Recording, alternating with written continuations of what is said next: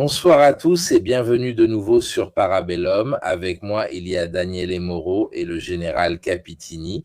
Un peu plus tard, dans une demi-heure environ, Eduardo Fontana nous rejoindra également pour discuter des questions et faire un bilan des pertes subies de part et d'autre. Merci à vous deux d'être ici. Je commence tout de suite en vous remerciant. Gli accordi, questo famoso accordo qui a reporté, disons, la partie pour la 4e fois, car c'est la 4e fois que cela a été reporté. Et je voulais tout de suite que les points proposés par l'un et par l'autre, je les ai lus et honnêtement, il suffisait de les lire pour comprendre que cet accord ne pouvait pas aboutir, simplement à partir des prémices que chacun s'était fixées dès le début. Des punti sono completamente antitetici. L'un avec l'autre, l'Iran voulaient la libertà di leur programme nucléaire. Les Américains voulaient même des inspections qui certifiaient les dégâts causés dans les bases et le démantèlement de tout matériel. L'un veut l'ouverture du détroit d'Ormuz, l'autre dit qu'ils la contrôlent eux-mêmes, et même plus. Il ferait payer, ce qui est un paradoxe, parce que, évidemment, je ne pense pas que les monarchies du Golfe soient si enclines à payer un péage à ceux qui leur ont déjà fait cela. Des dommages pour financer d'autres dommages possibles, donc il suffisait de lire ces points ensemble. Il y a aussi les indemnisations pour les dommages de la guerre. L'Iran veut des indemnisations, ce que, honnêtement, je ne pense pas qu'il obtiendra. Elles sont tellement divergentes, tellement inconciliables d'un côté comme de l'autre qu'il était impossible que cela aboutisse. Donc, je commence par la question que nous nous posons tous. Mais ce blocus américain, Paulus, qui est déjà, entre guillemets, un blocus imposé, au moins par la méfiance liée à la situation dans le détroit d'Ormuz, est-ce soutenable?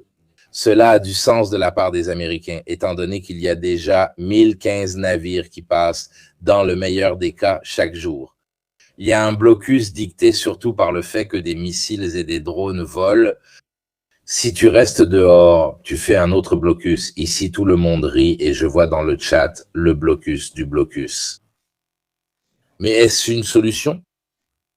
Non, non, non, une solution, non. La solution, c'était de laisser l'histoire comme elle était avant. Nous essayons de rouvrir un détroit qui était déjà ouvert, qui, il y a 40 jours, était parfaitement ouvert et praticable, sans droit de douane de qui que ce soit, sous réserve des règles de navigation, les règles normales. Maintenant, tout ce qui s'est passé s'est produit. Il est inutile de le rappeler. Et à ce stade, il y a le blocage du blocage. Cela semblerait vouloir retirer des mains. Il est inutile de le rappeler, dit-il. Ce n'est pas vous qui bloquez le détroit, mais c'est nous qui vous bloquons l'accès au détroit, qui est déjà bloqué par vous, vous qui avez bloqué le détroit. On dirait, Brandoir dit, que sur le marché, mon père a acheté. Maintenant, il y aura quelqu'un, la Chine, qui bloque les Américains, qui bloque les Iraniens, qui sur le marché que mon père a acheté. Et si on continue comme ça, on va se bloquer jusqu'en Antarctique. Mais bon, donc l'idée est surtout politique, pas vraiment effective dans le sens. Cela servirait à démontrer que les États-Unis, qui sont une puissance navale qui vit du contrôle des détroits, vivent du contrôle de tous les détroits. Il n'y a finalement pas tant de détroits et de canaux dans le monde où l'on doit obligatoirement passer. Il y a celui de Malacca, il y a celui de Taïwan, il y a Bab el-Mandeb, il y a Hormuz, il y a les Dardanelles, il y a le détroit de Gibraltar, il y a le canal de Sicile, il y a le canal de Panama, le détroit de Bering. Au final, ce ne sont pas des millions d'endroits où tu dois tout contrôler, tous. Si vous avez la patience d'aller vérifier, ils sont tous contrôlés par la marine américaine. Donc, l'idée que quelqu'un d'autre que la marine américaine se permette de fermer un passage maritime est presque un crime de lèse-majesté. Mais pas seulement pour Trump, pour l'ensemble des États-Unis qui font leur puissance là-dessus. Ce sont une thalassocratie, ce qui n'est pas une maladie de la peau, mais un mot qui signifie qu'ils sont une puissance maritime. Ils peuvent le faire d'un point de vue légal, oui, oui. Si l'on respecte certaines règles générales, on peut imposer dans les pays en guerre des blocus navals à condition de respecter certaines caractéristiques fondamentales. Il faut fournir, par exemple, précisément les coordonnées de la zone maritime qui est soumise au blocus, les 4 points, en somme, avec les coordonnées géographiques de latitude et de longitude. Tu es obligé de fournir l'heure et le jour du début du blocus. Tu dois, indiquer vers quels endroits tu fais des blocus, quels ports ou portions de côte tu bloques, et tu dois prévenir. Tu as l'obligation d'avertir tous les navires se dirigeant vers ces zones qu'ils sont sur le point d'entrer dans une zone soumise à un blocus naval. Tu as l'obligation d'avertir, tu as aussi l'obligation de ne pas causer de dommages à la population civile. Le blocus ne doit pas dépasser les nécessités militaires. Et cela doit être ainsi. Ce sont les choses que le droit naval prévoit pour l'installation d'un blocus et cela doit surtout être étendu à tous les navires. Tu ne peux pas, toi, t'arrêter, non. Le blocus naval prévoit que tous les navires iraniens, koweïtiens, chinois, d'où qu'ils viennent, qui traversent la zone soumise au blocus, doivent être arrêtés et repoussés. Donc ce n'est pas toi qui pars, toi qui paies, moi je t'arrête, toi qui n'as pas payé, tu peux passer. Ça ne marche pas comme ça. Le blocus, c'est pour tout le monde, pour tous les pavillons. C'est un blocus dans ce sens. Paolo, il voudrait intercepter les navires qui, selon nous, perdent le péage à l'Iran. Parlons un peu de la société civile. Je parle de ce que dit le droit maritime. Le droit maritime dit que tu dois les arrêter. Toutes, celles qui paient, celles qui ne paient pas, celles qui battent pavillon, quel que soit le pavillon qu'elles arborent, y compris le pavillon américain, pour dire aussi que le pays qui impose le blocus ne peut pas laisser passer des navires marchands à l'intérieur. Mais, et là c'est un peu contradictoire, pourquoi veulent-ils ne viser que celles qui perdent la taxe à l'Iran? C'est pour dire, vous ne pouvez pas faire payer un droit de passage, alors nous bloquons ceux qui veulent payer le droit, tandis que les autres non. Selon le droit international, ce n'est pas possible, selon le droit international de la navigation, qui est un peu plus contraignant que le droit international humanitaire. Et ainsi de suite, car cela permet à chacun de naviguer dans le monde en toute tranquillité.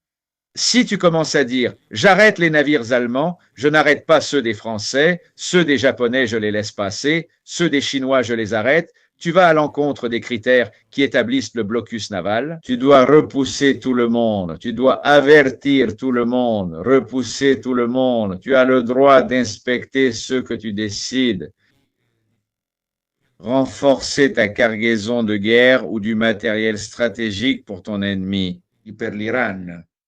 Le droit de, c'est un droit de, le droit est un droit d'épargne, c'est un droit de, cela touche toute la région du Golfe Persique que bordent plusieurs pays. Maintenant, je ne sais pas si je me souviens de tous, l'Oman, les Émirats, l'Arabie Saoudite, le Koweït, Bahreïn, tous ceux-là sont tous à leur tour bloqués. Si tu bloques l'accès au Golfe Persique ou au détroit d'Ormuz, c'est la même chose. Et avec ces pays, tu n'es pas en guerre. Parce qu'une autre condition pour imposer un blocus, c'est que tu sois en guerre avec l'un des pays que tu vas bloquer. Le blocus, c'est que tu bloques des pays avec lesquels tu es en guerre. Sinon, ça devient une mesure de blocus commercial. Je bloque les navires espagnols. Comme ça, sur la Méditerranée, je fais du commerce tout seul. Ça n'a pas de sens. Il faut avoir un contentieux un peu plus concret pour mettre en place un blocus naval. Donc, tu dois être en guerre. Il me semble que les États-Unis sont alliés de l'Arabie Saoudite, si je me souviens bien.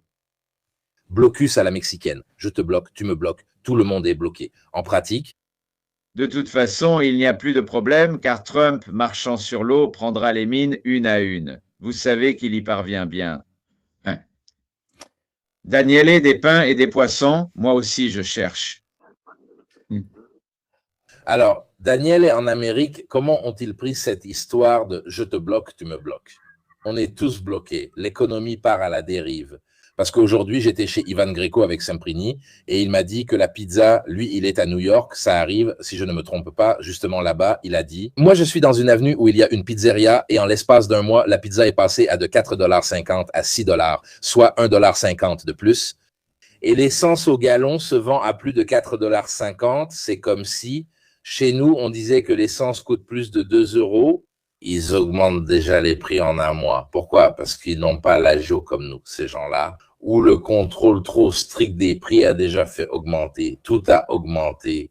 Un peu comme disait Paolo, ça ressemble à une manœuvre désespérée d'imposer un blocus et de dire que celui qui paye l'Iran sera celui qui sera bloqué. D'ailleurs, il a aussi dit que les Anglais sont avec nous, mais les Anglais ont dit non, nous n'avons absolument rien à voir avec ça, ce n'est pas vrai. Quels sont les commentaires en Amérique sur ce choix de Trump? Alors, si on suit aussi les podcasts américains, il y a à peine une demi-heure, les questions que nous nous posons, ils se les posent aussi. Dans le sens où Trump a réussi à poser, non seulement aux chefs d'État et de gouvernement du monde entier, des questions, c'est-à-dire « Que veut ce monsieur ?» Cosa vuole? Cette question, l'opinion publique se la pose aussi. Dans le sens où si tu regardes une partie des électeurs de Trump, comme tu étais en train de dire, l'essence à 4,60, ainsi la Californie, qui est traditionnellement l'État avec le prix le plus élevé, s'approche des 6. L'inflation, tu citais New York, l'inflation est remontée. Et je voudrais rappeler à tes followers que, à la mi-mai, le président de la Réserve fédérale, que Trump a tenté d'évincer pendant un an. Powell, qu'il avait d'ailleurs lui-même nommé, juste pour montrer la cohérence du personnage. Parce que Powell lui avait dit « Tu sais, c'est dangereux de baisser les taux, fondamentalement de baisser le coût de l'argent. » Maintenant, quiconque prendra la place de Powell se retrouvera avec le problème inverse, c'est-à-dire que le coût de l'argent est déjà en train d'augmenter. Les prix sont hors de contrôle, comme dans tous les pays du monde. Quand l'inflation commence, il est facile d'augmenter les prix, mais difficile de les faire baisser. Je vais te donner un exemple. Les compagnies aériennes américaines n'ont pas seulement augmenté les prix des vols, mais elles ont aussi augmenté les tarifs sur chaque élément. Par exemple, les bagages. Avant, un bagage était gratuit, inclus dans le billet. Maintenant, tu dois le payer. Donc, une taxe ici, une taxe là. L'Américain moyen, que nous savons tous être en général une personne qui vit, comme on dit, de salaire en salaire, c'est-à-dire d'un chèque de paie à l'autre. Nous savons que 40% des familles américaines ont en moyenne 400 $ à la banque pour les dépenses d'urgence. Donc dès que tu touches ne serait-ce qu'un peu au coût de la vie, c'est déjà fait. Des coupes dans les aides au système de santé américain. La population souffre. Dans les sondages, si tu regardes une partie de ses électeurs, c'est possible. Banque, banque, banque. Mais il a dit que de toute façon, dans un mois, la situation s'arrangera. On rouvre Hormuz. De toute façon, nous vendons notre pétrole aux Européens, nous en profitons. En somme, une partie de l'opinion publique américaine l'accepte. Le vrai problème, c'est ce que tu dis au départ, Mirko. C'est-à-dire que quiconque a lu les deux propositions, appelons-les propositions des Iraniens et des Américains, pense avoir affaire à deux guerres différentes. Non, deux guerres différentes, de deux mondes différents, de deux siècles différents, un d'eux. Le sujet que tu viens de soulever, c'est-à-dire, qu'est-ce qu'on dit ? Je suis influencé par le fait que j'ai quelques amis qui travaillent ou travaillaient au département d'État et, de toute façon, dans les agences gouvernementales. Je vais vous donner un exemple. Au département d'État, l'année dernière, ils ont mis à la porte environ 1300 diplomates. Le département d'État est petit par rapport au Pentagone, mais il est décisif. Cela a été rappelé par un de mes anciens camarades d'université qui a été ambassadeur américain à l'OTAN, ambassadeur à Pékin. Il y a 3 mois, il l'a renvoyé, ou plutôt il y a 4 mois, il l'a renvoyé, comme d'habitude, c'est Trump qui l'a renvoyé. Et Nick Burns, qui est l'une des personnes les plus influentes des États-Unis sur ces sujets, a dit « Regarde, ce duo Whitcock et Kushner parcourt le monde, souvent sans interprète, sans expert du département d'État. Et il a donné un exemple précis, il leur a dit « Mais nous avions des collègues au département d'État qui parlaient en le farsi. Maintenant, si tu vas négocier avec les Iraniens, il n'est pas nécessaire d'être un génie pour comprendre qu'il est fondamental d'avoir un locuteur natif qui connaît aussi la psychologie. » ou de l'adversaire que tu as en face de toi. Ils les ont presque tous licenciés. L'autre sujet, pour ceux qui ont suivi la semaine dernière justement à Parabello.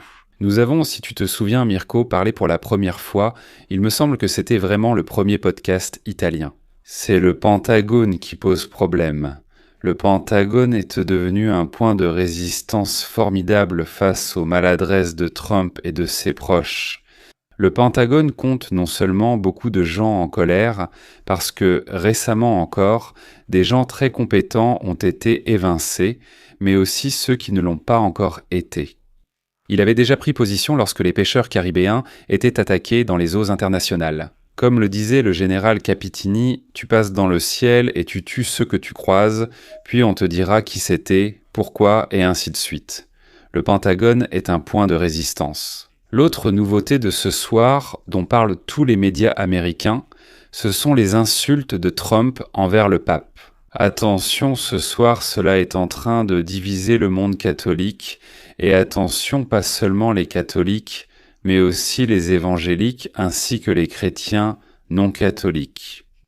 Même à droite, même dans une partie du monde qui a soutenu de manière importante l'élection de Trump. On lui a dit « Tu as exagéré ». Je vous rappelle encore une fois qu'il y a 1 mois et demi, j'étais à Washington. Ce jour-là même, il a publié des vidéos où l'ancien président des États-Unis et sa femme, Obama et Michelle, étaient représentés comme des singes. Après un certain temps, il a dû retirer cette vidéo incroyable. Aujourd'hui, la même chose s'est produite. Non seulement il l'a mis, mais ensuite il l'a retirée. Mais il y a une demi-heure, il a fait une nouvelle déclaration, toujours contre le pape, en disant les choses comme qu'il dit à ses adversaires politiques. Il n'a pas compris que le pape reste une autorité morale, quoi qu'il en soit. C'est un perdant, c'est quelqu'un qui n'a rien compris. Trump... Donc peut-être Leeds. Alors ça c'est de ce soir, à mon avis, c'est ce qui frappe le plus l'opinion publique américaine, c'est-à-dire qu'il y a une partie de l'électorat du centre droit, pour simplifier MAGA, et ainsi de suite, qui pour la première fois a pris acte que ce n'est pas le pape qui critique la politique de Trump, mais que c'est Trump qui offense la figure du Saint-Père en tant qu'autorité morale. Je vous fais remarquer que ce soir, le pape est en Algérie, dans un pays musulman, pour parler de paix. Voilà, avec tout ce que Trump dit des musulmans. La dernière chose qui peut les unir, c'est le dialogue avec les différentes civilisations.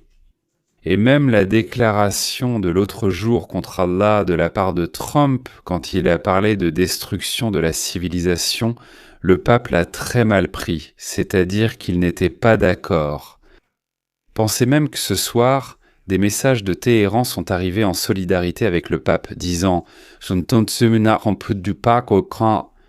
ne devez pas toucher à Jésus ». En disant à Trump « vous comprenez que c'est une situation qui, selon moi, j'espère me tromper, mais selon moi, Trump prend vraiment au sérieux. À ce stade, il ne sait plus où donner de la tête. Et il est en train de péter les plombs. Si je peux utiliser un mot que nous comprenons tous, il est en train de péter les plombs, selon moi. » Je crois aussi à la purge en cours dans les forces armées américaines. On l'avait déjà remarqué, non ? Depuis la période des attaques contre les petits bateaux des narcos dont j'ai parlé. Il les a ressortis aujourd'hui en disant « Nous n'avons pas détruit les navires de petit cabotage iraniens, mais si ceux-ci devaient s'approcher du blocus, vous vous souvenez de ce que nous avons fait au Venezuela ?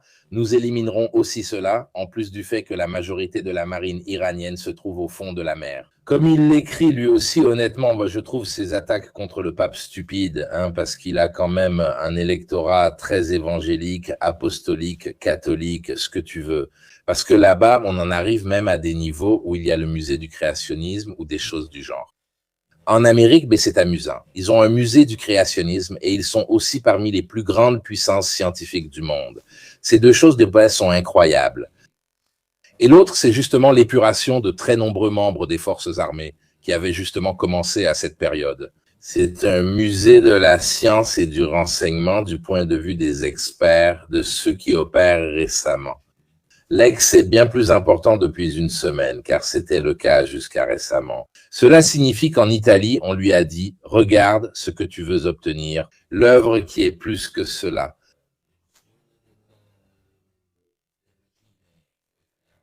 Comme nous l'avons vu, ou la destruction du programme nucléaire, tu ne peux pas l'obtenir uniquement avec la puissance aérienne, avec des velléités. Probablement, même si Exet n'aime pas ce que lui a dit le chef d'état-major. Et tu mets quelqu'un qui te dit ce que tu veux entendre. Mais les moyens, eux, restent toujours les mêmes. Ce n'est pas parce que tu changes de chef d'État que les reporters se mettent soudainement à voler. Donc, les professionnels savent très bien que toute cette campagne n'est pas née sous les meilleurs auspices et maintenant, ils ne savent vraiment pas comment s'en sortir. Il faut le rappeler, nous l'avons répété en direct depuis le début. Les Iraniens appliquent une stratégie très sage. Ils ont arrêté depuis un certain temps d'essayer de s'opposer aux actions américaines et israéliennes et poursuivent leur propre campagne, qui est très simple. À la fin, transformer une guerre régionale en une guerre globale au moment où elle devient globale. Bien sûr, tout le blâme, le poids politique et économique de cette action retombe davantage sur les Américains que sur les Israéliens, qui de leur côté mènent aussi leur propre campagne parallèle au Liban. Tôt ou tard, tu ne peux pas supporter le poids. Je ne parle pas seulement du poids militaire, mais surtout économique, ainsi que la pression du monde qui veut que tu partes de là. Donc, selon moi, le blocus de Trump était vraiment la dernière manœuvre désespérée de quelqu'un qui ne sait plus quoi inventer pour gérer une situation qu'il a lui-même créée. Ensuite, c'est typique des Américains, non, Paolo? D'abord, j'étais le problème, puis je t'offre la solution. Le problème, c'est que ici et là, problème sur problème, blocus d'un côté, blocus de l'autre, on ne s'en sort pas. En fait, il y a aussi le mouvement des navires chinois. En somme, la question prend de l'ampleur parce que de plus en plus de gens veulent être impliqués, s'intéressent, je crois, à ce qui se passe. Certains disent, disons-le, en plus du pétrole coté en euros ou en yuan, et ce sont là quelques alternatives. Certains avaient déjà commencé à payer les Iraniens dans une monnaie qui n'est pas le pétrodollar. En ce sens, les Iraniens avaient aussi fait une proposition. Ensuite, cela est resté lettre morte. Avec les Européens, concluons un accord, vous payez et vous passez tranquillement. Je crois que les petites monarchies du Golfe n'aiment absolument pas ça. Parce que si chaque chose qu'ils exportent ne doit pas passer par les fourches caudines de l'Iran, il y a le risque que l'Iran fasse un peu comme l'Égypte. Ils commenceraient à prélever un péage et ils se renforceraient énormément. Et ça, ils ne le veulent absolument pas. Mais le blocus n'est pas, est-il soutenable selon toi, Paolo, un blocus de ce type? Combien de temps peut-il le faire? 2 mois, il changera d'avis dans une semaine. Mais techniquement, combien de temps peut-il tenir d'un point de vue militaire? Maintenir bloqué un détroit, il peut le faire durer aussi longtemps qu'il le souhaite. Qu'il peut le soutenir face à l'opinion publique entière et aux pressions de toute une planète. Et ça, c'est tout un autre sujet pour revenir un instant au discours du pape. Je recommence à soutenir Urbain VIII et Pie, qui était un peu plus, comme l'aurait dit Urbain VIII. Ce type d'affaires était déjà envahi sans problème. C'est pourquoi, dans l'histoire de l'Église, il y a eu des papes assez coriaces, bien plus coriaces que celui d'aujourd'hui. Le président des États-Unis, qui agit sans la moindre perspective, sans la moindre trajectoire. Il se peut que je me trompe sur la fonction, mais aujourd'hui à Pékin est en visite officielle le Premier ministre espagnol Sanchez. Et hier ou aujourd'hui, il y avait aussi, et là je peux me tromper, l'émir, il me semble que non, mais vraiment une personnalité importante du Golfe, des pays aujourd'hui en guerre, quand commence ce pèlerinage. Et ils attendent aussi, et aussi en visite, la présidente ou le président du Kuomintang de Taïwan. Pour dire quand il commence à avoir ce type de fréquentation, en l'espace d'une semaine, 10 jours, tout le monde à Pékin, ça te donne déjà une idée de la façon dont il commence à regarder le monde pour pouvoir avancer, parce qu'il faut aussi. C'est-à-dire, face à une action, on peut avoir une façon de réagir, mais face à des gestes inconsidérés, tu n'as même pas le temps d'élaborer une stratégie de réaction. Maintenant, Trump impose le blocus. Qualcuno, honestamente, peut-il penser combien de temps cela va durer? Quels sont, selon vous, les objectifs et règles d'engagement? Quelqu'un qui doit réagir, peut-il donner un ordre au navire? Voilà, nous construisons un méthanier qui, si on le touche, ne serait-ce qu'un peu, ça fait une explosion, tu la vois depuis la Lune, tu la vois. Que doit dire l'armateur de ce navire à son commandant? Face à un décideur en dernier ressort qui patauge, comme le président des États-Unis, entouré de gens qui, quand ils ne pataugent pas, racontent des bêtises impressionnantes, cela ne fait qu'augmenter l'entropie, qu'accroître la confusion, et cela pousse tout le monde, vraiment beaucoup de gens, à se tourner vers le seul qui jusqu'à présent n'a pas semé le chaos, qui somme toute est la Chine. Maintenant, que ce soit avantageux de se tourner vers la Chine ou qu'on le fasse par bonté d'âme, non, mais face à un fou, un délinquant, c'est déjà mieux, parce qu'au moins il a une part de rationalité. S'il faut choisir entre un fou furieux et quelqu'un qui est seulement un profiteur, choisis le profiteur parce que tu peux peut-être trouver un terrain d'entente sur des intérêts communs. Et c'est ce que commencent à faire pas mal d'États dans le monde. Se tourner vers une puissance qui est aujourd'hui perçue comme un facteur de pacification et, une fois que tu es perçu ainsi, être évincé de cette position à cause de nombreuses grosses erreurs de Pékin. Ce sera un peu difficile parce que Pékin agit déjà avec beaucoup de prudence. Il a toujours eu une stratégie très prudente qui évite la confrontation armée ou même la confrontation directe. Donc, que Pékin fasse quelque chose d'assez maladroit pour ramener tout le monde dans les bras des États-Unis, cela commence à devenir assez difficile. Et c'est l'un des plus grands dommages que Donald Trump cause à son pays et à ceux qui l'entourent, comme nous, par exemple. Peut-être que ce n'est pas grand-chose, nous en rions, c'est de l'excentricité. Mais les positions que les États-Unis perdent en termes de prestige international, ce n'est pas avec un nouveau président qu'ils vont les récupérer.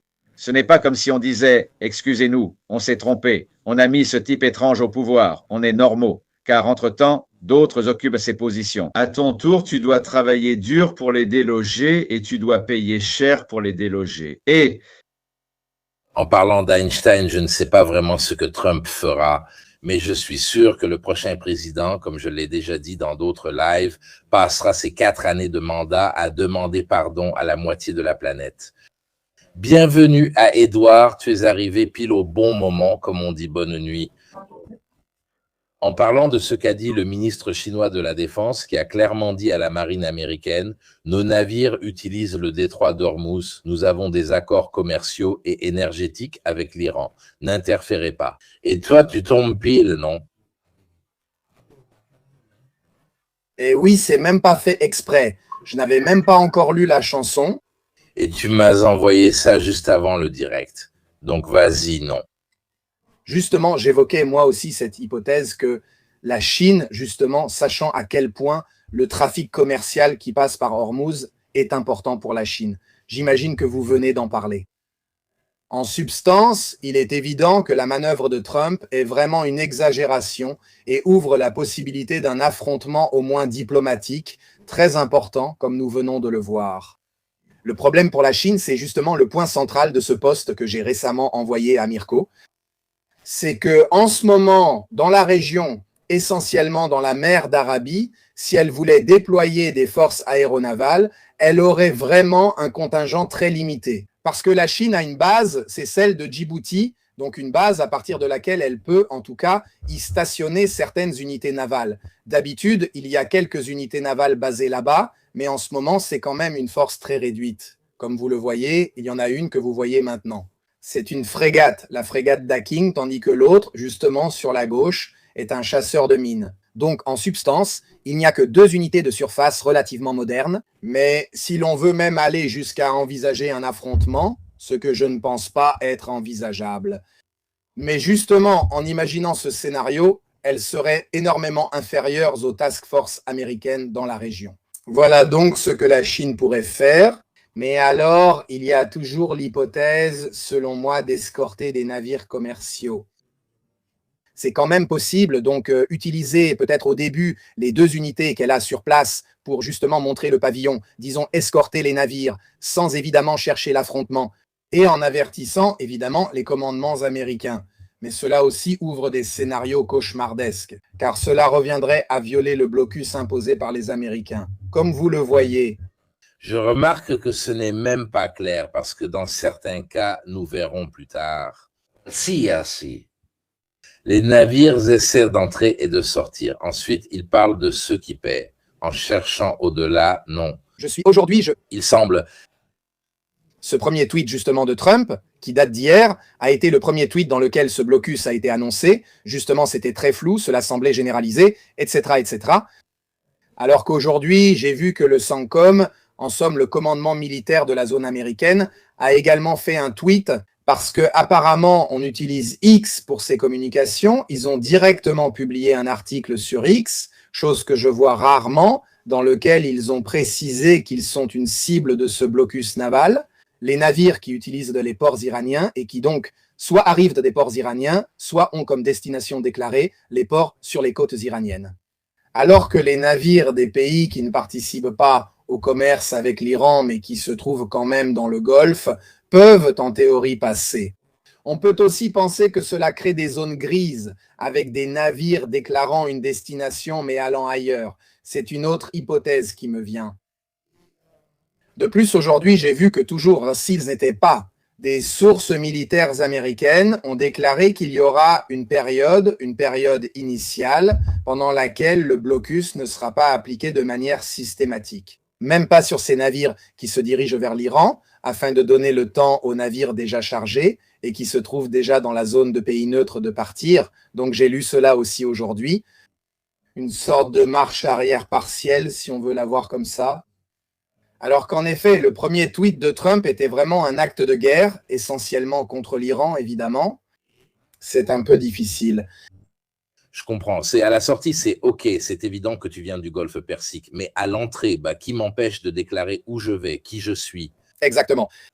En Irak, et puis au dernier moment, je bifurque vers l'Iran. Mais en fait, on verra ça. Il y a toujours l'hypothèse que ces jours-ci, peut-être, les négociations, les discussions, les choses changent encore, bien sûr.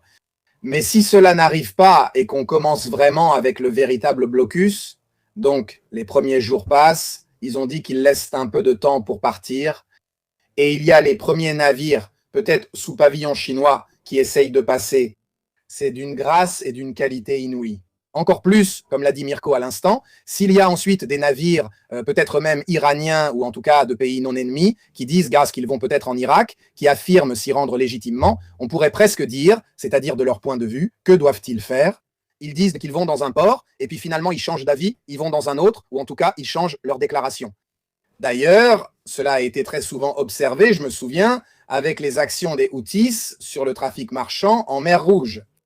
Je me souviens que sur les sites où l'on suit les navires marchands qui indiquent justement leur position, ainsi que le port d'origine et de destination déclaré, souvent on faisait ces jeux où l'on annonçait un port, puis en réalité on finissait dans un autre port, ou même je me souviens que des navires marchands, peut-être pro-occidentaux, disons, pardonnez-moi l'expression occidentaux, écrivaient « Non, non, nous sommes un équipage chinois, navire chinois, nous allons dans un port chinois ». C'était vraiment écrit comme ça, disons. Sur le transpondeur, détecté par les sites utilisés pour les tracer, et en réalité, ce n'étaient pas des navires chinois. Donc tout cela crée ensuite toutes ces zones d'ombre, des zones grises, qui évidemment pourraient mener, je ne dis pas à un affrontement armé, mais au minimum, des situations vraiment de crise, justement, des crises dans lesquelles les États-Unis essaient peut-être d'aborder certains de ces navires. Ils essayent de contrôler la cargaison, de savoir où elle est dirigée. Ils essaient justement, en utilisant peut-être des hélicoptères, des forces sur place, de vérifier physiquement que ce que le navire déclare corresponde au contenu et qu'il se dirige bien vers l'endroit indiqué. Mais justement, si tu te retrouves au milieu, même avec seulement une de ces deux petites unités chinoises que nous avons vues, qu'est-ce que tu fais? Qu'est-ce que tu fais? Tu t'approches? Tu ne t'approches pas? À mon avis, moi, justement, on est déjà dans la folie la plus totale. Voilà, mais il faut lire, c'est-à-dire qu'il faut désormais considérer toutes les options. En fait, on parlait l'autre jour de 2 destroyers américains envoyés là-bas pour détecter les mines, mais j'en parlais aussi avec Giulio Poggiaroli, oui. Qu'est-ce que tu fais? Ils n'ont pas la capacité de les draguer, etc. Ils peuvent peut-être seulement les détecter. Je précise que sur cette question, je n'ai pas eu l'occasion d'enquêter en détail, mais l'efficacité de ces deux destroyers me semble aussi très douteuse. Ce sont des unités polyvalentes, très efficaces dans d'autres rôles, mais pour des opérations de déminage, ils me semblent peu adaptés. Et d'ailleurs, moi, sur cette question, qui est justement une question assez inédite, parce que ce serait le premier passage d'unités militaires américaines, navales, par Hormuz, depuis que tout ce chaos a commencé. Passez-moi l'expression. Et en réalité, je t'ai aussi envoyé une source à ce sujet, si je ne me trompe pas, parce qu'il n'est même pas si clair que ces deux navires, que ces deux destroyers, aient effectivement tous les deux transité, comme ils l'ont dit, par le détroit. Parce que, d'après ce que j'ai vu, en réalité, justement, un analyste, en consultant toujours les sites de suivi des navires avec le transpondeur, donc il y a quand même des marges d'erreur.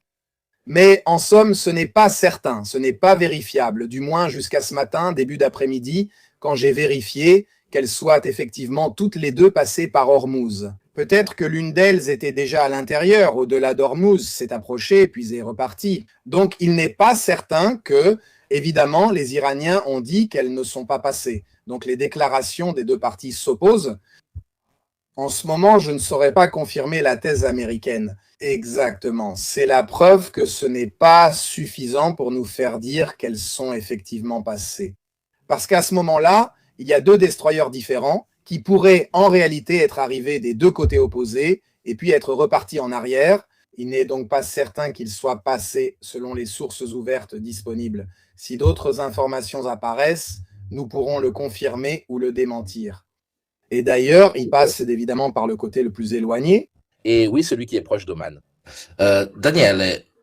Daniel, beaucoup se demandaient aussi dans le chat s'il existe des démocrates en Amérique prêts à profiter de ce chaos. Il y a un mouvement, au moins deux questions ont été soulevées. Beaucoup de sénateurs aimeraient lancer un énième impeachment contre Trump. C'est une vraie information. Dans quelle mesure cela peut-il être faisable? Ou bien les Américains, comme nous l'avons souvent dit sur cette chaîne, se sont rendus compte que Trump pourrait aussi choisir de partir. Et puis, en interne, il y aurait des discussions. A-t-il les pouvoirs? N'a-t-il pas les pouvoirs? Le problème, c'est que s'il le fait d'un point de vue technique, après, il sera difficile de décider 6 mois plus tard s'il en avait ou non le droit. Et donc, nous nous sommes rendus compte que lorsqu'on a un président aussi hors norme, aussi peu conventionnel, les fameux contre-pouvoirs américains sont assez émoussés. Voilà, tu n'as jamais eu à te battre de cette façon avec un président. Obama, lui, au pire, te donnait juste une petite poussée. Sympa. Ce point est très important. Je voyais la question de ton abonné sur les démocrates. Les démocrates, comme nous le constatons depuis 1 an et demi au niveau national au Congrès, sont encore sous pression. C'est-à-dire qu'ils ont une vieille équipe dirigeante qui est fondamentalement celle de la génération de Biden, de Pelosi, qui n'en peut plus, c'est-à-dire qui est sous pression. Ils progressent au niveau des gouverneurs, surtout les figures féminines, à mon avis. Les 2 femmes qui ont été élues au Rhode Island et en Virginie sont très intéressantes. En plus du gouverneur de Californie qui, cependant, selon moi et aussi selon des amis américains, a une position trop radicale. Permets-moi l'expression, il est à gauche par rapport à l'électeur moyen américain. Donc, au Congrès, ils sont sous pression.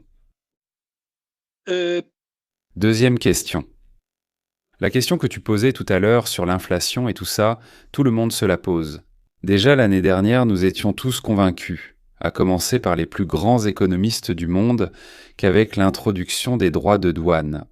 Contre tout et contre tous, il y aurait eu un impact très fort sur la conditionnalité économique américaine.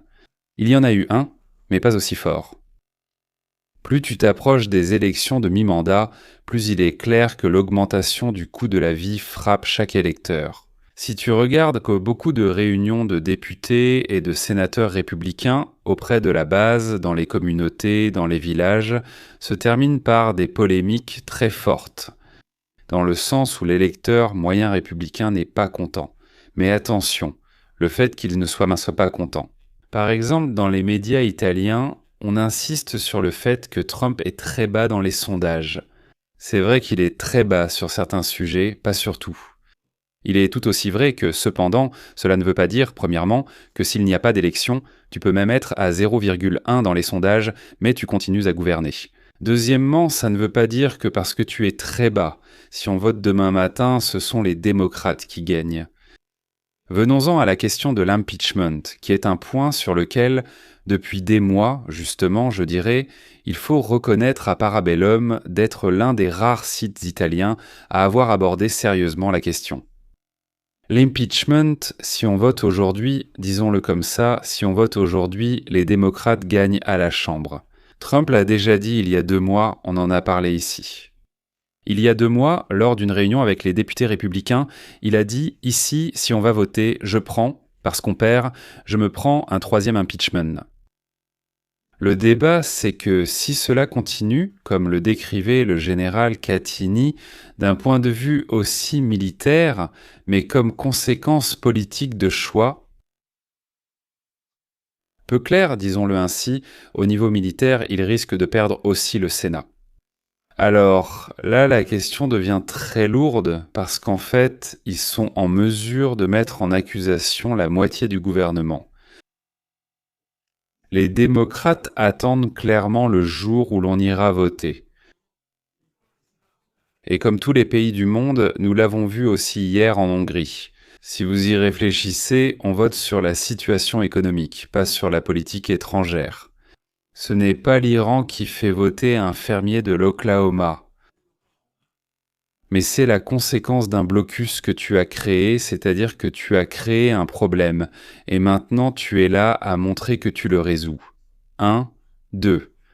Une discussion qui avait justement lieu ce matin sur les podcasts américains est la suivante. Il y a une rumeur selon laquelle Trump, au final, essaierait de conclure un accord de médiation avec les Iraniens. Beaucoup d'animateurs de podcasts américains disaient « Mais excuse-moi, cet accord de compromis, Obama l'avait déjà fait il y a 15 ans. J'étais présent lorsque, après les accords d'Obama avec l'Iran, qui étaient des accords limités avec 1000 conditions, mais c'était des accords. J'étais présent. Quand Obama est venu à la conférence mondiale annuelle de l'AIPAC à Washington, l'AIPAC, vous savez, c'est le lobby juif américain le plus important, incroyablement influent. À ce moment-là, Obama est venu et peu après, Netanyahou est venu parler. Ce fut un affrontement de titans dans le sens où Obama défendait évidemment son propre accord de compromis avec les Iraniens. Netanyahou, déjà à l'époque, a dit « il n'en était même pas question, etc. » La réalité, c'est que, dans le débat actuel aussi aux États-Unis, certains disent « mais est-ce que Trump, après tous les problèmes qu'il a causés, est obligé de revenir aux accords d'Obama ?» Que lui, Trump, dès qu'il est devenu président, a annulé. Ces accords avaient tout de même un avantage d'assurer une certaine forme de contrôle, avec un seul point que je voudrais souligner, qui, me semble-t-il, n'a encore été clarifié par personne. Si vous vous souvenez, remontons 15 ans en arrière, quand toutes les attaques ont commencé, d'abord avec l'Irak, puis avec la Libye, qu'ont dit les Américains à Kadhafi. Tu renonces aux armes chimiques, bactériologiques, et on avance, et on avance. Dès que celui-ci a accepté le compromis, ils l'ont détruit. Donc le message qui a été donné aux Chinois, surtout, je me souviens qu'il y a eu une discussion même dans les universités à Washington à ce sujet, où les amis, les chercheurs chinois disaient « Mais excusez-moi, comment les États-Unis d'Amérique peuvent-ils faire un compromis, même avec un dictateur comme Kadhafi, et le lendemain matin, après qu'il ait accepté, il l'élimine. Mais plus personne n'aura confiance. » C'était cela. Une offre. Il s'attendait à ce qu'il refuse, mais au lieu de cela, il l'a accepté. Exactement. Mais excuse-moi, l'autre grande, énorme erreur, parce qu'on parle toujours de Trump de façon critique. Mais Obama aussi a fait des choses incroyables. À commencer par le soutien qu'il a apporté à Sarkozy pour détruire, contre l'avis des Italiens de droite comme de gauche. Ils ont détruit la Libye et nous leur avions dit « Faites attention ». Quand Obama a dit à Assad « Ceci est la ligne rouge, n'ose pas tuer ton peuple sinon tu le paieras ». Ensuite, il l'a fait quand même et Obama n'a rien fait. Alors pourquoi je vous dis ces choses ? Parce que le comportement de Trump n'est pas si exceptionnel parmi les comportements des élites dirigeantes américaines. Il y a des moments où les Américains font des bêtises incroyables. Et je dis une dernière chose parce que j'ai apprécié la remarque faite par le général Capitini sur la visite de la chef de l'opposition de Taïwan à Pékin. Si vous lisez le Financial Times de ce matin, donc de lundi, vous verrez quelque chose de très intéressant. En réalité, les Chinois ont inondé Taïwan de messages positifs. Ils ne les ont absolument pas menacés. Ils leur ont dit « Augmentons la coopération, voyons-nous plus souvent, envoyez-nous vos produits, même culturels ». Autrement dit, les Chinois, à mon avis, ont compris qu'une ouverture s'est créée, ce qui confirme ce que dit le général Capitini. Dans un monde où plus personne ne comprend ce que veut cet homme, Trump, il y a besoin de position, d'une certaine manière, compréhensible au moins. Dernière chose, la gifle qu'ils ont reçue hier soir à Budapest. Je veux dire, Trump a envoyé son propre vice-président l'autre jour. Nous savions tous qu'Orban allait perdre. La discussion portait sur le fait de savoir s'il perdait de peu, et donc tu n'arrivais plus. La situation constitutionnelle hongroise se bloquait, ou si tu arrivais à ramener la Hongrie à un état de droit. On savait qu'ils allaient perdre les élections. Que tu aies envoyé ton vice-président des États-Unis, Mayor, dans une campagne électorale d'un pays membre de l'Union européenne, en sachant qu'ils allaient donc perdre les élections, ce n'est pas un signe rassurant. Parce que quelqu'un te dirait, avec tout le respect que je te dois, que tu n'es pas exactement un génie. Non, franchement, la visite de Vance a encore fait baisser le sondage. C'est exactement l'analyse que tu as bien fait de montrer. Attention, c'est un signal, c'est-à-dire que le général Capitino a bien fait de souligner ce point. Il y a un passage très intéressant là-dedans. Eh bien, peut-être qu'ils se rendent compte qu'au final, le soft power est la meilleure chose. Ils peuvent même faire quelque chose de fédéral, non? Taïwan maintient son indépendance, mais nominalement fait partie de la Grande Chine. Ainsi, tu sauves la chèvre et le chou sans avoir à provoquer de conflit. Les élections qui ont vu la guerre en Ukraine, ce qui se passe avec Trump, etc., pour une petite île comme ça, je sais que c'est une obsession séculaire, historique, etc., mais ça n'en vaut absolument pas la peine. Il est clair que les Chinois agissent de façon superficielle tout en continuant à violer l'espace aérien et à intensifier les exercices militaires. Il existe une collaboration en cours avec les Russes concernant à la fois les exercices navals et les opérations de débarquement en coordination avec les parachutistes russes. Donc, de toute façon, ils poursuivent discrètement leur programme militaire, ils continuent d'avancer, ni plus ni moins, malgré le fait qu'ils ouvrent la télévision taïwanaise. Mais peut-être que cela peut aussi être une question de « essayons les deux approches, la carotte et le bâton, et voyons laquelle des deux nous rapproche le plus ». Pourquoi abandonner complètement une voie? Essayons-les toutes tant que cela nous permet d'atteindre nos objectifs. Et je voulais aussi te demander, Paolo, que penses-tu de ce qui s'est passé en Hongrie? Sur Internet, c'était clair, nous savions depuis 2 mois que Magyar allait largement l'emporter sur Orban, donc peut-être que Daniel, avec une pointe de méchanceté, voulait dire que Trump a envoyé Vance soit pour le faire échouer, pour qu'il y aille pour sauver les apparences et rentre ensuite chez lui complètement vaincu.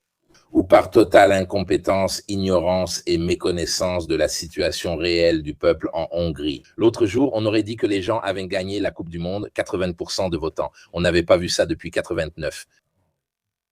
Mais je précise que je ne suis pas un expert. Non seulement je ne suis pas un expert, mais en plus, je n'entre pas trop dans le détail. Je regarde les choses dont on entend tous parler.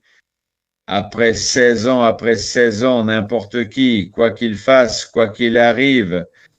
Prenons le chancelier allemand Kohl, qui est resté 12, 14 ans, Merkel, qui est resté 10 ans après un certain nombre d'années. Même si Pinocchio se présente, ils gagnent les élections parce qu'ils disent « ça suffit, essayons ». Après 16 ans de Geppetto, essayons Pinocchio. Ils essaient pour une fois. C'est normal d'abord. Deuxième considération, ce n'est pas que l'opposition a gagné. Regardez, la Hongrie a une situation très étrange parce qu'il y a la droite très dure et l'extrême droite. Il y a tout un parlement comme ça. Il n'y a personne du centre, de la gauche ou de l'extrême gauche.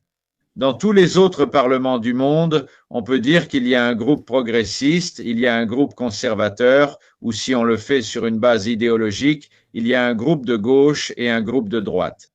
La Hongrie, non. La Hongrie n'a que 50 nuances de noir, disons, et c'est tout. Donc, ce grand applaudissement pour le changement de ceci ou de cela, regardez bien, ils sont passés du noir sépia au noir métallisé, mais ça reste toujours la même chose. Maintenant, il faut voir les actions qui en découleront.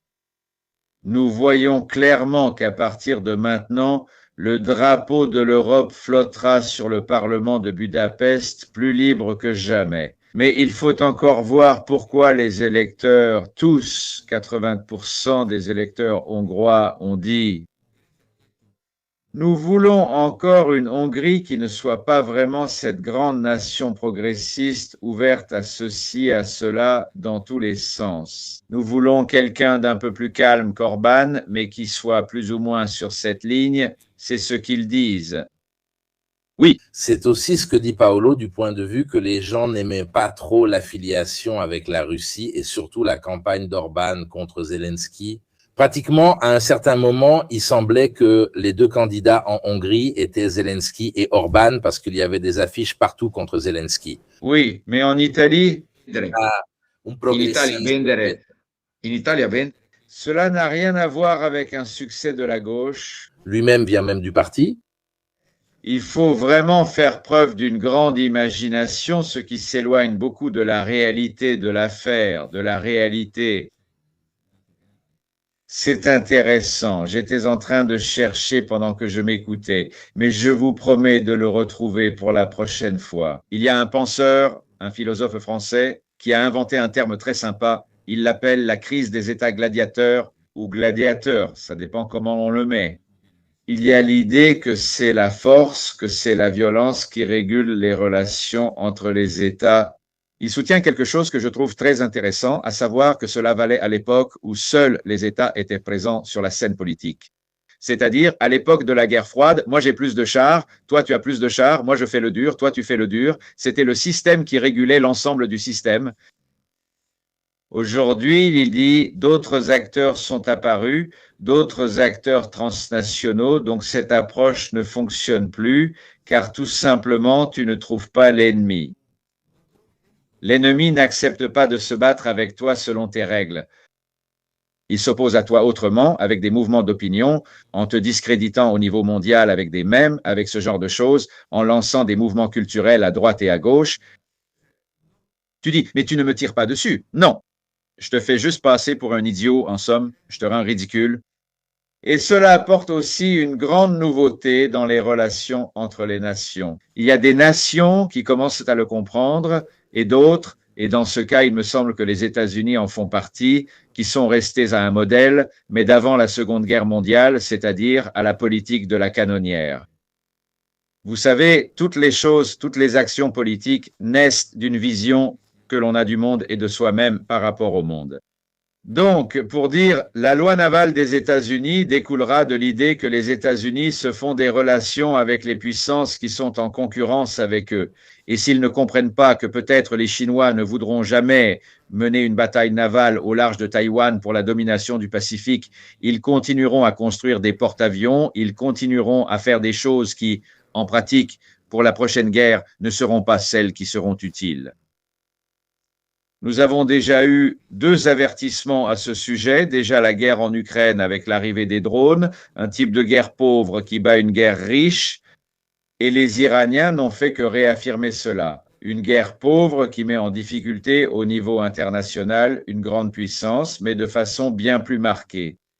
C'est probablement le nouveau paradigme. Et si tu ne vois pas cela, tu as aussi du mal à imaginer ton modèle de défense, ta façon de te positionner vis-à-vis des autres nations, Regardez comme il faut peu de temps pour repenser le jeu des alliances. L'Europe commence à réfléchir sérieusement. Peut-être que les Américains n'ont jamais été des alliés aussi proches et rien ne garantit que, si nous avions vraiment besoin d'eux, ils nous défendraient. La préoccupation n'est pas que les Européens ne défendent pas les Américains en cas de besoin, c'est justement l'inverse.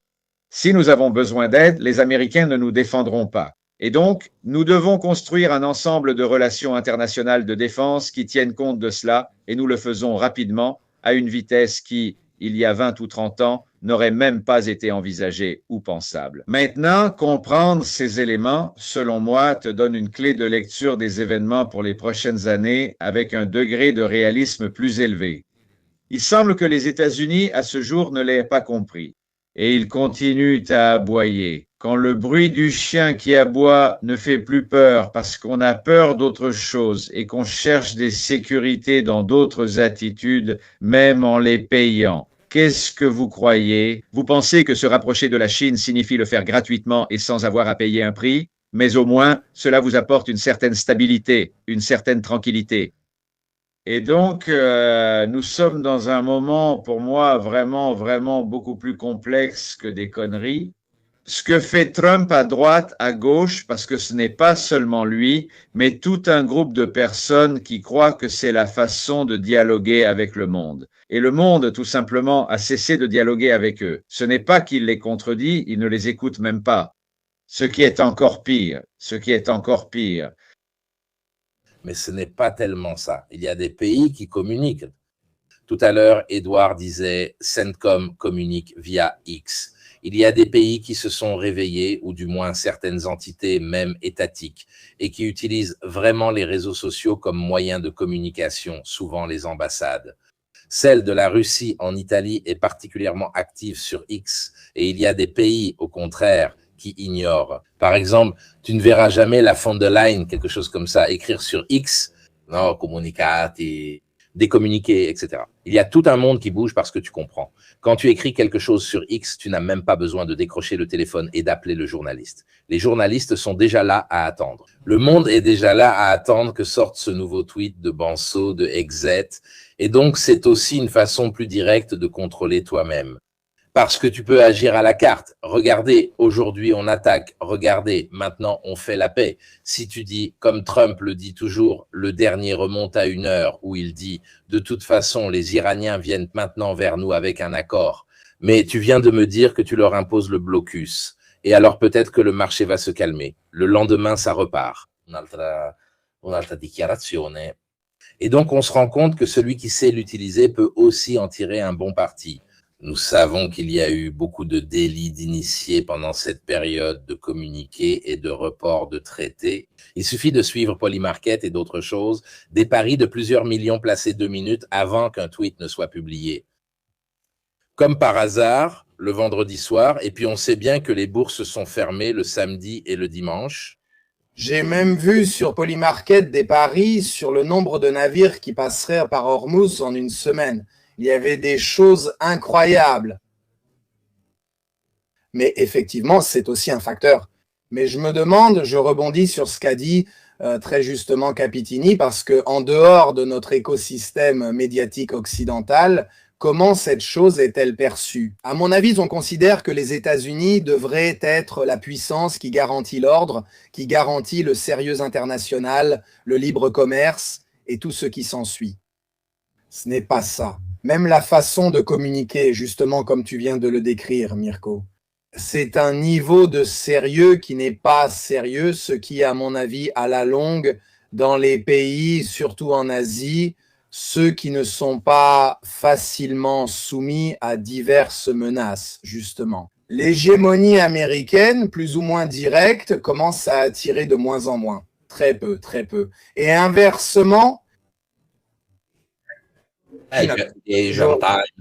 c'est en anglais, mais cela reflète les écrivains et les personnalités de ce monde-là.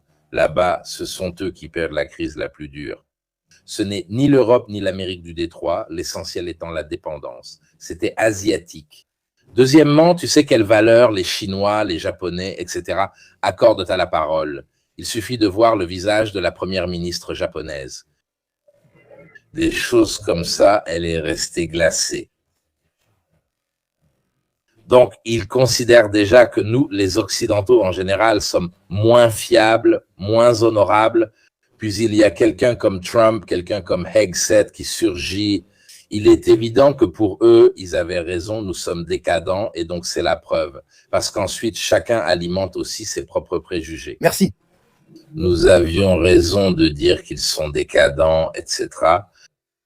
Imaginez l'image que donne celui qui suit, comme on dit, des alliés ou pseudo-alliés dans diverses entreprises. Voilà, là encore, c'est peut-être encore plus misérable, si je peux me permettre, parce qu'au moins les Américains, Trump, la direction américaine a choisi, à mon avis, justement cette façon de faire de la politique très gangstériste. Capitini, cela ne fonctionne peut-être plus bien, car il faut quelqu'un pour jouer ce jeu avec toi, comme la Russie, qui la joue peut-être encore. De cette façon, déjà la Chine semblerait peu impliquée, en bien ou en mal, parce que paradoxalement, j'en parlais aussi avec Mirko à d'autres occasions.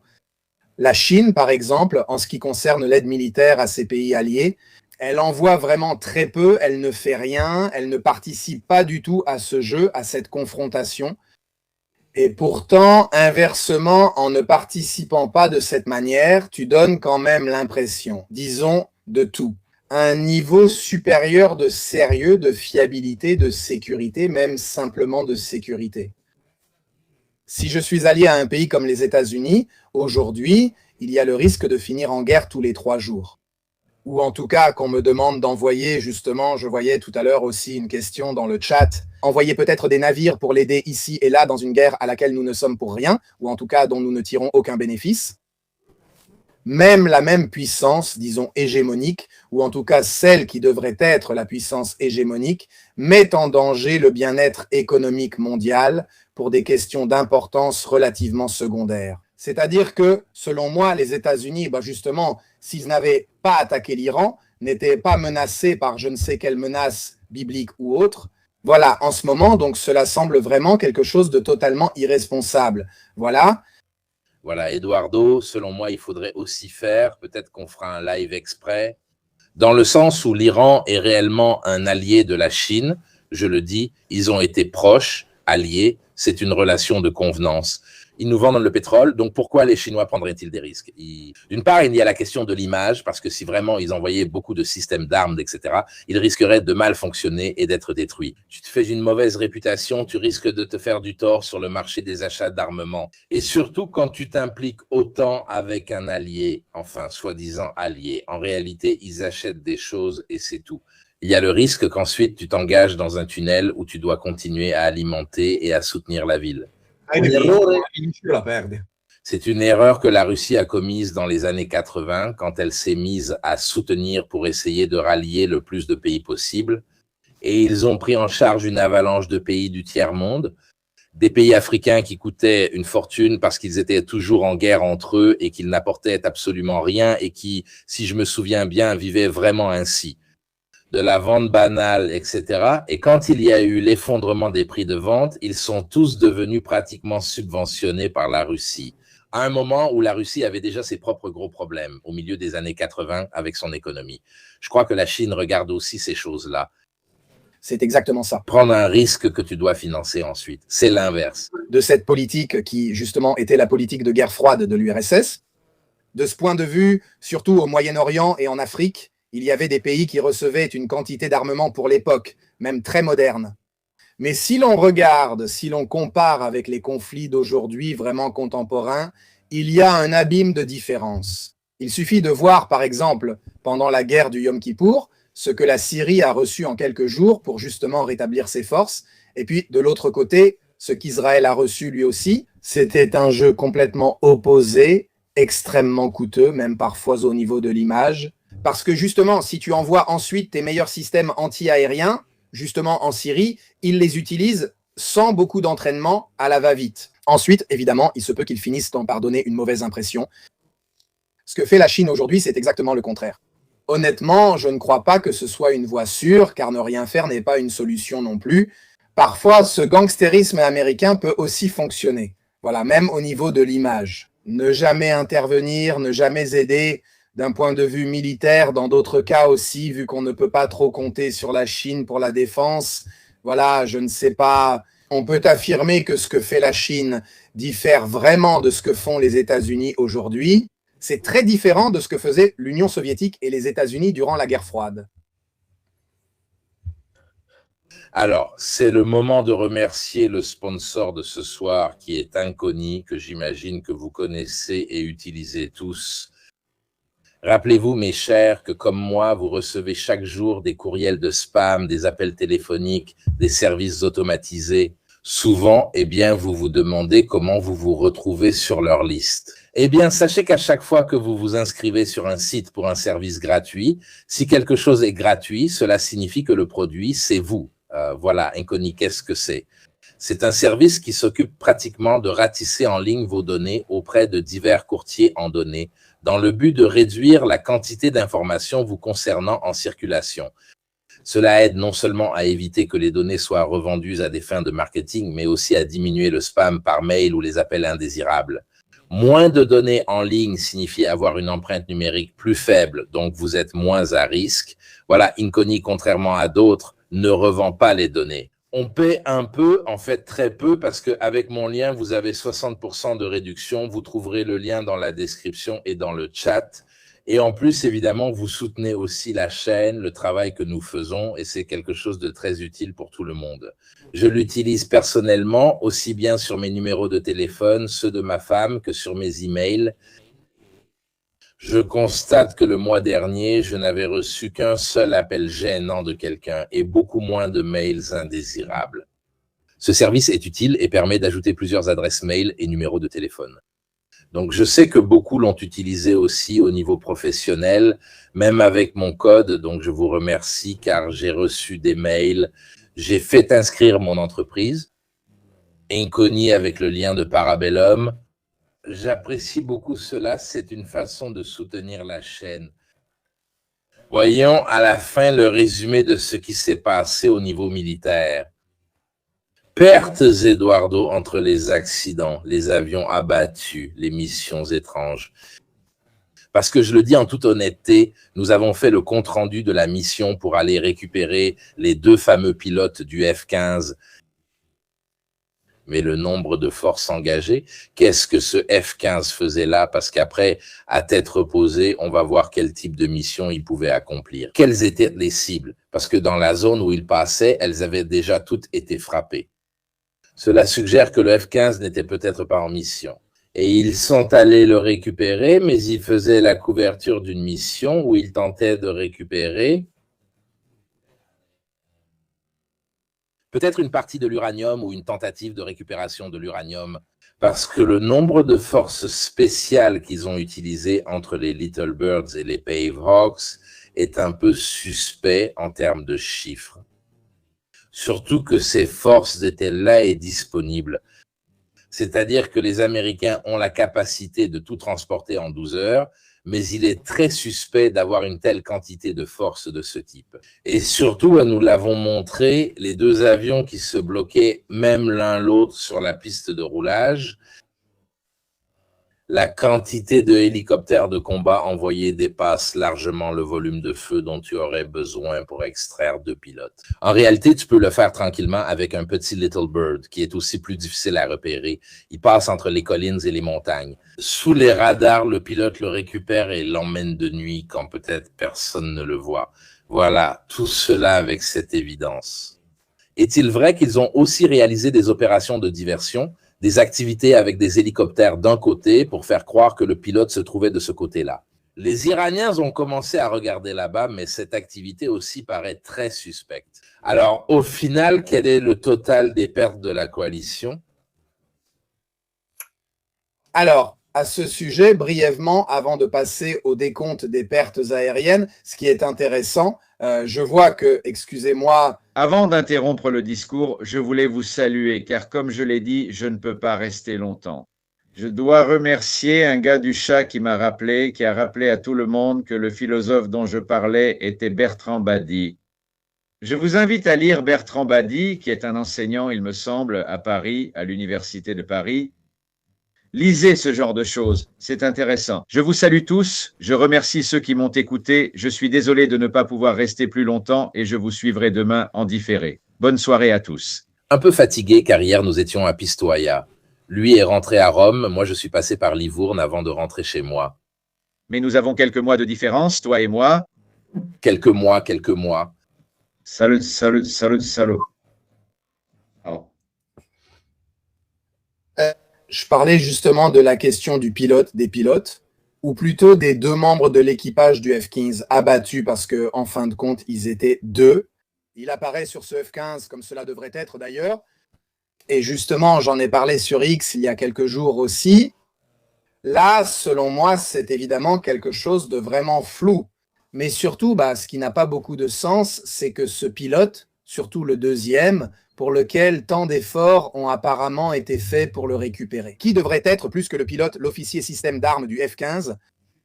Ils n'ont pas été, à ma connaissance aujourd'hui, je n'ai plus suivi, mais jusqu'à il y a quelques jours, ces pilotes récupérés n'avaient pas été montrés en somme. C'est le genre de choses qu'on peut comprendre le premier jour, tu peux comprendre, peut-être qu'ils sont blessés, mais quelques jours ont passé depuis toute cette histoire.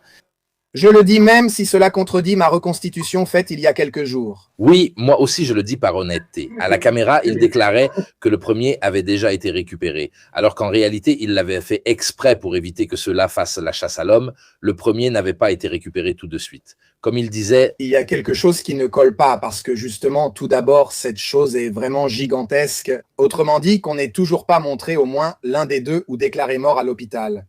Quelque chose... C'est-à-dire... C'est vraiment très étrange et ça me pousse un peu à reconsidérer. Ma reconstitution était qu'effectivement ce F-15 avait été abattu. Pourquoi est-il à l'endroit qu'ils indiquent ? J'ai trouvé une géolocalisation confirmant que nous sommes bien au sud d'Ispahan. Cela semblait de toute façon être confirmé. Nous avons montré dès le début les pièces, les géolocalisations comme les preuves des Little Bird, des Chiche Train. Ce que tu as dit. Et cela reste encore plus suspect. Alors déjà, je me sentais de démentir la version, celle des États-Unis, de l'affaire. Nos deux avions de transport qui avaient atterri se sont embourbés et n'arrivaient pas à redécoller. Parce qu'en voyant cette image, l'un sur l'autre, ce n'est pas possible. Comment auraient-ils pu s'embourber l'un sur l'autre ? Donc là, ma conclusion était que soit ils ont été endommagés, peut-être par la DCA, et ils ont fait un atterrissage, puis il a été décidé de les mettre l'un sur l'autre pour les détruire. Mais alors, c'est différent. Cela signifie qu'ils n'ont pas été embourbés, mais gravement endommagés par les Iraniens, et incapables de repartir, il a été décidé de les détruire. On aurait presque dit que l'un s'était garé devant l'autre parce qu'il était inutilisable pour le protéger des tirs jusqu'à ce qu'on crée un périmètre. Il est impensable qu'ils soient partis ensemble et bloqués. Certes, la piste était aride, mais ce sont tout de même de grands avions. C'est intéressant de voir les pertes du Little Bird aussi, probablement que c'était un bricolage du genre, ils ont atterri, peut-être que l'un a aussi été endommagé, l'autre ils l'ont mis pour couvrir. Ensuite, les Little Birds sont arrivés, puis il y a peut-être eu une fusillade et ils ont été endommagés. Ensuite, ils sont partis par d'autres moyens et ont dû détruire les avions et le Little Bird. Alors, pour ceux qui ne connaissent pas le Little Bird, ce sont des hélicoptères, tout petits et très agiles. Vous les avez vus dans Black Hawk Down pour vous donner une idée. Le fait qu'ils aient dû atterrir là et qu'ils les aient laissés là, ils sont très légers. Une arme légère peut vraiment causer des dégâts à un Little Bird. C'est très étrange. Il a fallu faire descendre sur place des Rangers pour défendre le périmètre. Les Blackbirds n'agissent pas ainsi. Ils arrivent, débarquent et repartent vite. Selon moi, c'est-à-dire d'après ce que j'en déduis, les Little Bird ont apparemment été utilisés de cette manière, comme ils le racontent eux-mêmes. Puisque leur autonomie ne permettait pas une utilisation depuis les frontières, il semble logique de les amener et de les employer directement dans cette zone. Mais par exemple, il y a d'autres choses qui ne collent pas. Oui, mon Dieu, pour les pilotes, nous avons mentionné la plus grave. Une autre chose, quelque chose qui en réalité pourrait sembler cohérente, c'est que si, au contraire, comme le disent certains analystes pro-iraniens, les deux avions de transport C-130 avaient effectivement été abattus par l'Iran. Là aussi, cependant, il est peu plausible qu'ils tombent tous les deux au même endroit, donc il y a un peu de doute des deux côtés. Voilà, tout ne colle pas. Selon moi, je mets à jour ma, disons, reconstitution à ce sujet, puis je passe aux pertes que nous voyons ici à l'écran. Étant donné qu'on n'a pas montré ces pilotes après tout ce bazar pour les récupérer, c'est vraiment étrange, ou alors ils sont vraiment dans un sale état, ou il y a une autre hypothèse dont je discutais sur X, à savoir que ce n'était pas une opération pour récupérer les pilotes, mais pour, disons, éviter qu'ils ne tombent entre les mains ennemies. Ennemies, voilà, en somme, c'est aussi une autre hypothèse. Quoi qu'il en soit, je pense que La doctrine américaine, personne n'est laissé pour compte. Mais c'est vraiment un effort de fou. même celle que nous faisons avant d'arriver aux pertes. Sinon, Daniele restera spectateur. Daniele, on a parlé de cette histoire des pilotes en Amérique. C'est devenu quelque chose de secondaire. Ce n'est pas une nouvelle particulièrement importante parce que du point de vue de ce que nous avons dit, toutes les versions sont très étranges, difficiles à soutenir. Et puis, évidemment, ils n'ont jamais montré ces maudits pilotes. Une opération aussi importante pour essayer de sauver 2 pilotes en perdant autant de moyens avec des troupes spéciales au milieu. C'est louche, il doit y avoir quelque chose. Il me semble que Daniele s'est figé. Oui, il y a quelques problèmes de connexion. Bon, alors continuons nous-mêmes, d'accord? J'en profite pour faire justement un résumé des pertes aériennes de la coalition anti-iranienne. Appelons-la ainsi dans cette première phase de la guerre. Comme vous pouvez le voir, j'ai fait ce post sur X qui le résume. Peut-être que Daniele a réussi à revenir. Bon, je conclus brièvement.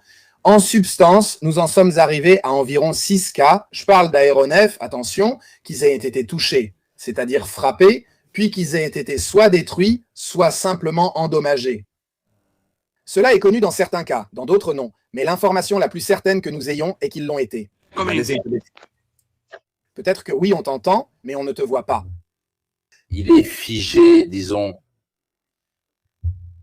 Essaie d'entrer avec ton portable si tu as des soucis, Daniele. Oui, moi je ne le vois pas. Me voilà, tu m'entends? Oui, mais je ne te vois pas, c'est-à-dire que tu es figé, d'accord?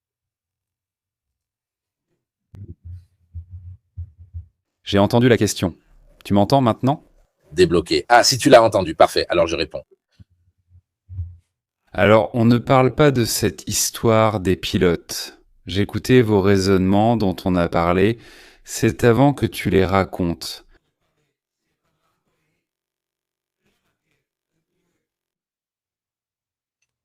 Non.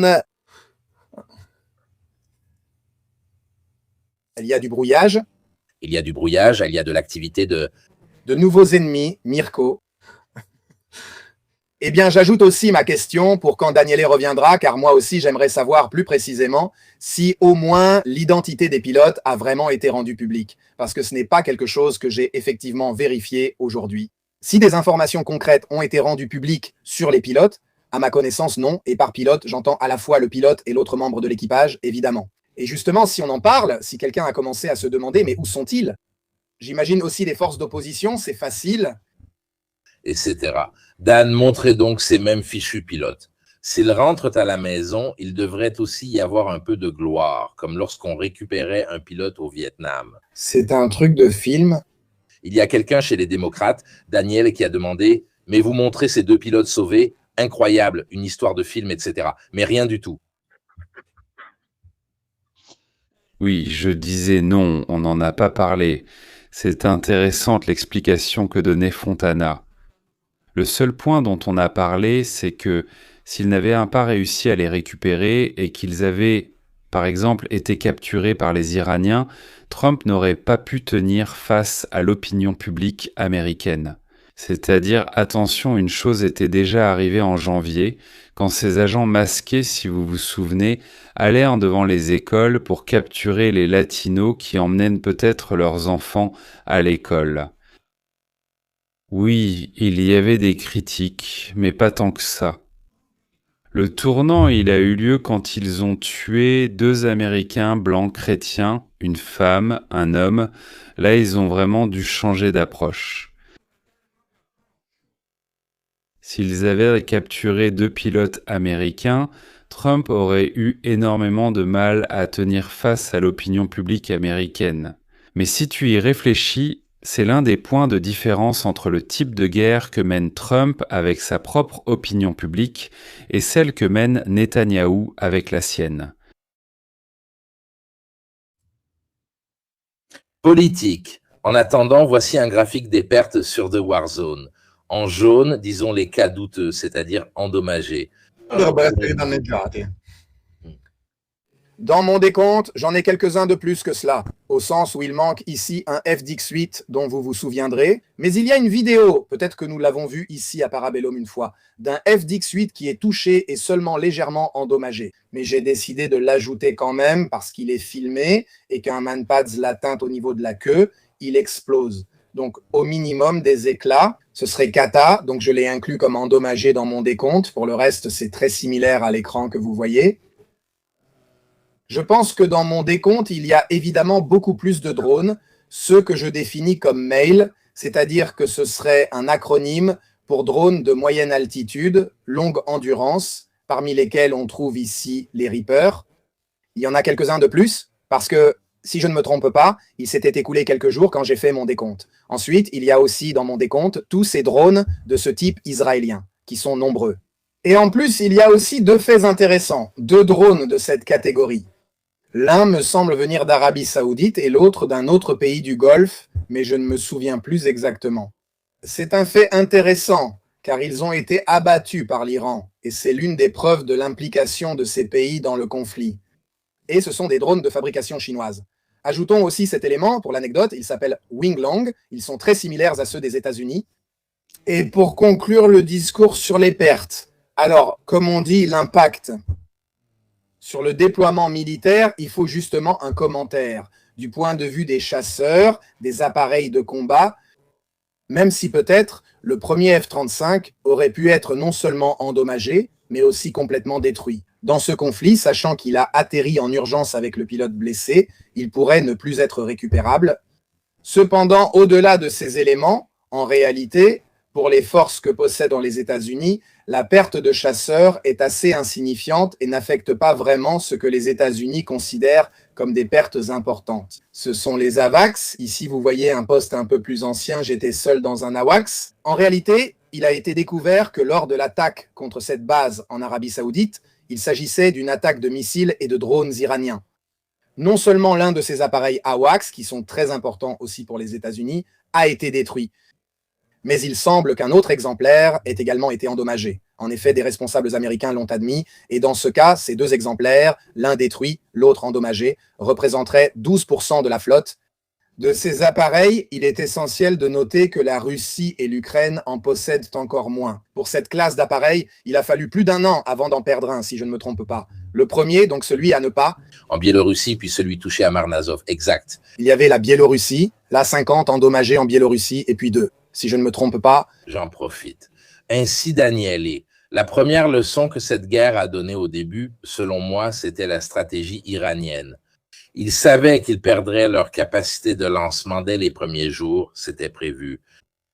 Et donc, ils ont essayé de frapper de manière ciblée les systèmes AWACS, les radars, les systèmes d'alerte précoce, etc., pour ensuite mener leur campagne après avec ce qui restait de leur capacité de lancement. Mais consécutif, parce qu'ils ont quand même une cadence qui reste plus ou moins similaire avec une légère, voire une reprise.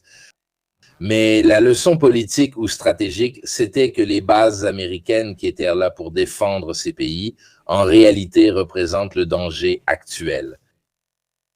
C'est-à-dire que la leçon que tirent les pays du Golfe, c'est que les bases américaines et la présence américaine qui auraient dû les défendre, en réalité ne les défendent pas, mais les transforment en cibles.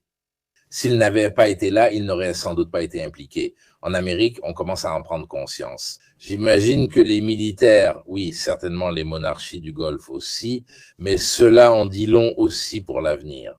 Avoir une base américaine ne te protège pas vraiment et fait de toi une cible. Et puis moi... Réactive ton micro, Daniel. Je ne sais pas pourquoi tu dois le faire toi-même. Je n'y arrive pas. Parfois, BeStreamer bugue tout seul. Non, tu es encore en sourdine. Tu es encore en sourdine, Daniel. Beau. Je te vois en sourdine, ton micro doit être coupé ou désactivé.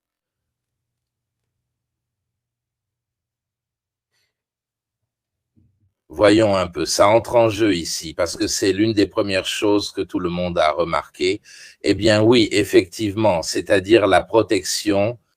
Plus qu'une protection, cela ressemble à une garantie d'implication. Ensuite, c'est vrai que les Américains, justement, paradoxalement, ce dommage affecte davantage les alliés que les Américains, comme nous l'avons constaté. Ensuite, ils ont continué à mener leurs opérations en se repliant sur des bases peut-être un peu plus éloignées, avec une implication européenne plus importante.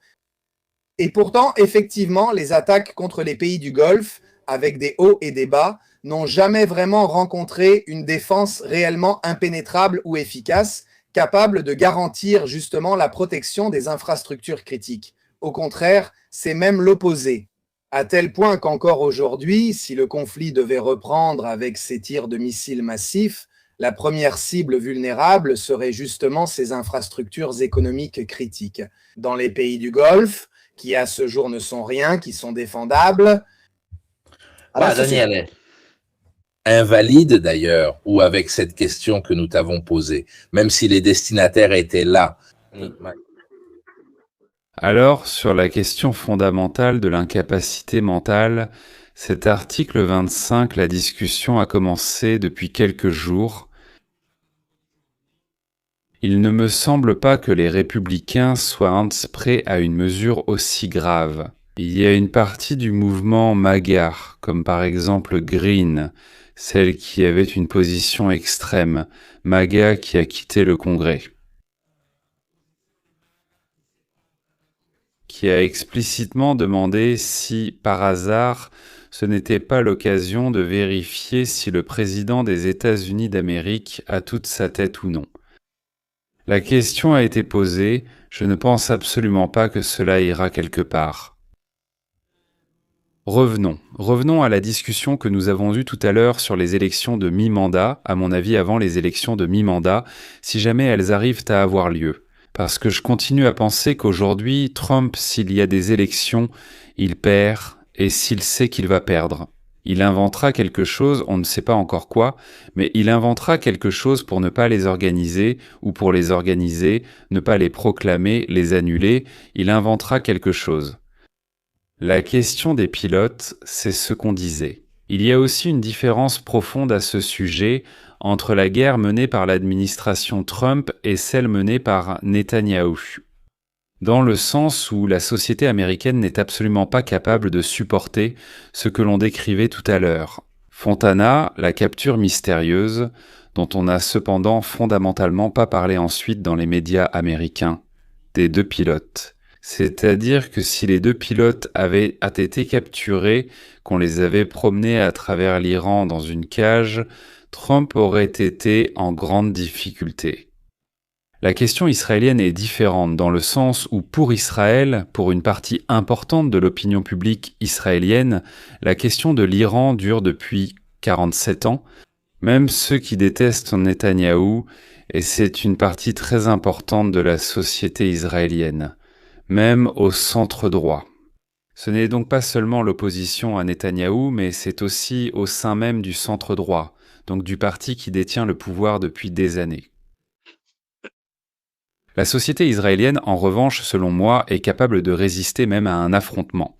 Mais cela t'amène à un point qui, dans quelques heures à Washington, deviendra, et déjà maintenant, oui. Il y a beaucoup d'attentes dans les médias américains. Parce que pour la première fois, il y aura une rencontre directe entre Israéliens et Libanais au département d'État de Washington. Ceci est lié à une information donnée il y a 3 heures par le podcast du Times de Londres. Selon le Times de Londres, ce que les Iraniens ont dit à propos d'Israël et du Liban serait vrai. C'est-à-dire que dans l'accord de trêve, il était prévu qu'Israël cesse également les attaques contre le Hezbollah. Chose qu'Israël n'a manifestement pas faite et qui a fragilisé les relations. Trump, vous le savez, a parlé explicitement avec Netanyahou. Il y a quelques heures, il a demandé de modérer les attaques. Le problème, c'est que d'un côté, le gouvernement libanais envoie depuis des semaines des signaux pour tenter de parvenir à un compromis avec les Israéliens. Mais il n'est absolument pas en mesure d'intervenir sur la base des accords qui existent depuis des années. pour écarter le Hezbollah en tant qu'organisation combattante qui contrôle une partie importante du sud du Liban. Donc le gouvernement libanais, en réalité, a très peu de marge pour conclure un accord. Parce que d'un côté, la communauté internationale demande, exige que le Hezbollah cesse de lancer des missiles contre le nord d'Israël. Mais en même temps, il risque de se retrouver avec une guerre civile qui, dans l'histoire du Liban, s'est périodiquement reproduite. Et c'est la principale préoccupation. La principale préoccupation des Libanais est de ne pas voir leur pays à nouveau divisé. Il est vrai cependant qu'il existe des raisons, y compris économiques et stratégiques, pour le Liban, de chercher à sortir de cet étau où Netanyahou entre au Liban sans arrêt. Il détruit le Hezbollah, mais là aussi, Mirko, tu es un expert dans ces domaines. Si vous regardez ces 6 dernières semaines, chaque jour le gouvernement de Netanyahou dit « Nous avons frappé ici, nous avons frappé là ». Ensuite, le lendemain, il y a 500 combattants qui apparaissent là, 4 missiles là-bas. C'est-à-dire qu'en réalité, au-delà de ce que le gouvernement déclare, c'est un peu comme quand, l'année dernière, Trump a dit qu'il avait anéanti les centrales atomiques iraniennes. Netanyahou le laissa dire, mais il était évident qu'il ne les avait pas anéanties. S'il les avait anéanties, nous ne serions pas ici à nous demander ce qui se passe. C'était un raisonnement logique. Aucune force militaire au monde, oui, peut le faire, même s'il l'avait fait, tu n'aurais pas la certitude, car aucune capacité militaire au monde n'a la possibilité d'aller voir là-dessous pour confirmer les dégâts. C'est trop profond. En effet, si tu regardes, alors, sur ce point, il y a un débat dans les médias israéliens. C'est-à-dire que certains disent ces 440 kilos d'uranium extrêmement dangereux sont tellement enfouis que plus personne ne pourra jamais les récupérer. Donc ils ne peuvent pas être récupérés ni par les Iraniens, ni par les Israéliens, ni même par les Américains. Personne ne sait plus ce qui s'est passé. Ça, d'après ce que je sais, même si je ne m'y connais pas en affaires militaires comme vous, mais j'ai quand même vu quelques situations de guerre, c'est selon moi le passage le plus dangereux. Quand tu ne sais plus pourquoi tu te bats ni ce que tu fais, cela devient dangereux. Si tu regardes ce qu'ils voulaient le faire, la partie nucléaire et la riposte iranienne par missile, très bien. Les Iraniens, tu as commencé en parlant des fameux 15 points, 10 points. Qu'est-ce que les Iraniens te disent ? Nous ne faisons pas confiance si nous abandonnons l'arme nucléaire, disons-le comme ça. Si nous abandonnons l'arme nucléaire, nous sommes finis, vu les expériences précédentes dont nous parlions tout à l'heure. Mais c'est la même raison pour laquelle la Corée du Nord, avec laquelle Trump était allé parler il y a quelques années, en disant « Nous sommes devenus amis, mais ne nous perdons pas de vue ». Elle continue à construire de nouvelles bombes atomiques parce qu'elle dit « Tant que j'ai la bombe atomique, tu ne me touches pas ». En gros, c'est le message qu'ils sont en train de donner. Mais pas seulement l'administration Trump, mais historiquement, comme nous le disions tout à l'heure, souvent. Les États-Unis n'ont pas respecté les accords, tout comme la Russie ne les a pas respectés, tout comme la Chine ne les a pas respectés, et ainsi de suite. Alors, tu ne peux pas te retrouver dans un monde où personne, même les petits, tout à l'heure, vous décriviez la réaction iranienne, il est clair que tu réponds à une attaque de manière totalement asymétrique. Mais tu ne pouvais pas ignorer à Washington que si quelqu'un te coule 4 navires, plus personne ne te les assure chez Lloyd's de Londres, tu ne pouvais pas ne pas te poser la question. Et on revient au point de départ. Mais toi, une guerre... Attends, je vais te rafraîchir la mémoire, Daniele. Je te rafraîchis la mémoire, Daniele. Voici les images satellites juste avant l'attaque américaine, un jour avant. 16 camions cargo qui entrent dans le tunnel de l'installation nucléaire iranienne de Fordow, juste avant l'attaque américaine. Mais qu'ont-ils bien pu emporter? Les ordures? En réalité, ils ont emporté le matériel dont on ne sait même pas aujourd'hui où il se trouve. Il doit être dispersé un peu partout, probablement pour diversifier les risques. Et nous le savons, et je le sais aussi grâce à des sources à qui j'ai parlé. En dessous, surtout Israël, au milieu de ses plans stratégiques de bombardement, etc. En réalité, des rapports de renseignement existent aussi pour comprendre où ils l'ont caché. Bien sûr, mais tu vois, excuse-moi, si tu y penses, la discussion qui a lieu depuis 2 ou 3 jours, ces derniers jours, dans les podcasts américains, comme on le disait tout à l'heure, c'est-à-dire, mais le compromis avec toutes ses limites qu'Obama avait trouvé n'était-il pas justement plus prudent face à ce scénario? C'est-à-dire que tu avais quand même des formes de contrôle, pas parfaites, mais effectives, qui d'une certaine manière atténuaient le risque. Mais revenons au problème initial que même Fontana évoquait. Fontana disait « Mais l'Iran était-il ou non une menace existentielle pour les États-Unis d'Amérique ? Mais ça te fait rire, mais non, est-ce ou non une menace existentielle pour Israël ?» Oui, depuis 47 ans. Là, on comprend déjà qu'il y a 2 guerres. Netanyahou, d'après l'enquête, je suis sûr que beaucoup l'ont vu. D'après la grande enquête de la semaine dernière publiée par le New York Times, ils ont reconstitué toute l'affaire. Et tous les militaires américains présents à la réunion entre Netanyahou et Trump avaient dit « Président, ne bougeons pas, ne bougeons pas ». Au final, c'est Netanyahou, selon la reconstitution du New York Times, non démentie, qui a dit à Trump « Mais nous avons déjà la victoire en poche, allons-y et tu verras comme ça va bien se terminer ». La différence, cependant, comme je le disais tout à l'heure, c'est que les 2 sociétés, l'américaine et l'israélienne, ont des points de résistance complètement différents. C'est-à-dire que l'Américain s'intéresse au fait que le prix de l'essence augmente, alors que pour les Israéliens, ce qui compte, c'est que quelqu'un leur tire un missile au-dessus du balcon de leur maison. C'est-à-dire que la perception est très différente, donc, entre les 2 sociétés.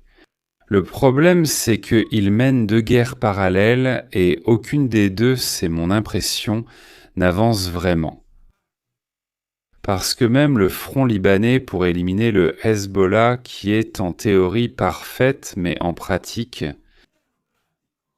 ça ne marche pas, non seulement parce que cela a un coût social, par rapport à la population chiite et chrétienne du sud du Liban, parce qu'il n'y a pas seulement des chiites, il y a aussi des villages chrétiens. On l'a vu aussi l'autre jour lors de l'incident du prêtre qui, depuis le Liban, se rendait avec le convoi dans les villages chrétiens. Ce type d'attaque dans le sud du Liban a un sens seulement si cela sert à éliminer une menace, sinon cela n'a aucun sens. Si tu te retrouves dans la situation où, toutes les 2 minutes, ils reviennent à la charge et t'envoient un autre missile, cela veut dire que tu n'as pas obtenu le résultat. Voilà, moi qui ne suis pas un expert en affaires militaires, je dis que cela fait maintenant 6 semaines que toute cette histoire continue. Et cela ne donne aucun. Les voilà, ce sont les soldats israéliens qui entrent dans les villages. On peut le voir même d'ici. Je veux prendre un des points de Rocafort, c'est la raison pour laquelle je veux aller au-delà du Litanie, parce qu'ils veulent se créer une zone tampon.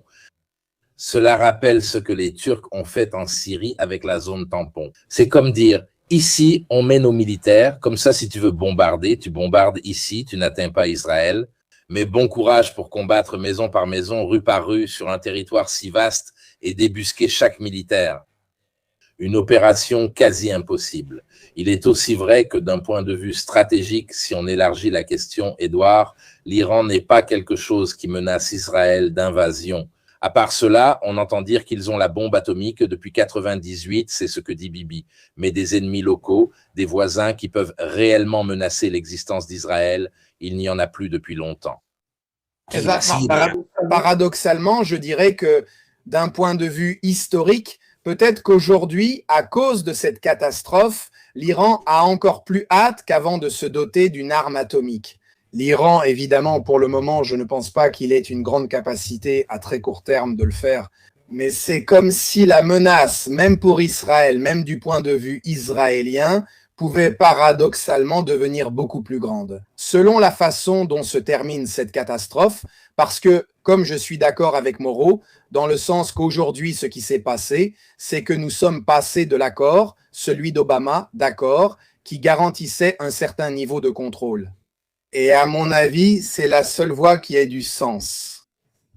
avec une puissance adverse, appelons-la ainsi, pour, en somme, éviter qu'elle se lance dans la course nucléaire. Dans le sens où un pays comme l'Iran est si grand, a autant d'habitants, a un tel potentiel économique et technologique, nous avons aussi vu des alliés, ou en tout cas des partenaires de tout premier plan mondial, qui possèdent des armes atomiques, qui ont la technologie atomique. Il est irréaliste de penser que si tu en fais un ennemi, tu lui donnes toutes les raisons du monde de se doter d'une dissuasion atomique. Et tant qu'il ne cède pas, en somme, tu continues à le frapper tous les 2 ou 3 mois jusqu'à ce qu'il finisse par céder. Il est évident qu'il ne pourra rien faire d'autre, ce pays, que d'essayer de se doter de cette dissuasion. Oui, c'est vrai. On n'était jamais arrivé aussi près d'une véritable attaque totale contre l'Iran que cette fois-ci. C'était à des échanges, une guerre par procuration. C'était toujours des échanges. Regarde, c'est ce qui se passe maintenant, le Liban. Quand tu frappes comme ça, tu es littéralement en train de le faire. Je l'appelle l'effet Marinka pour ceux qui se souviennent du terrain lunaire en Ukraine. Quand tu n'es pas capable de contrôler quelque chose, tu le rases au sol. Comme ça, il ne peut être utilisé ni par moi ni par toi ici. Alors, je rebondis sur cette vidéo justement pour faire un commentaire très rapide sur le Liban, vu qu'on en a parlé, oui. Selon moi, quelque chose d'important devient évident, dans le sens où une force comme le Hezbollah existe et en substance a aussi une importance militaire. Et du point de vue d'Israël, c'est une menace pour la partie nord, même si, évidemment, rappelons-le, ce n'est pas comme si le Hezbollah pouvait envahir Israël et occuper la moitié du pays. Parfois, il y a quelques mois, j'ai aussi lu ces choses quand on justifiait les opérations contre le Hezbollah. C'est quand même évidemment une menace du point de vue des tirs, surtout de roquettes et de missiles à courte portée.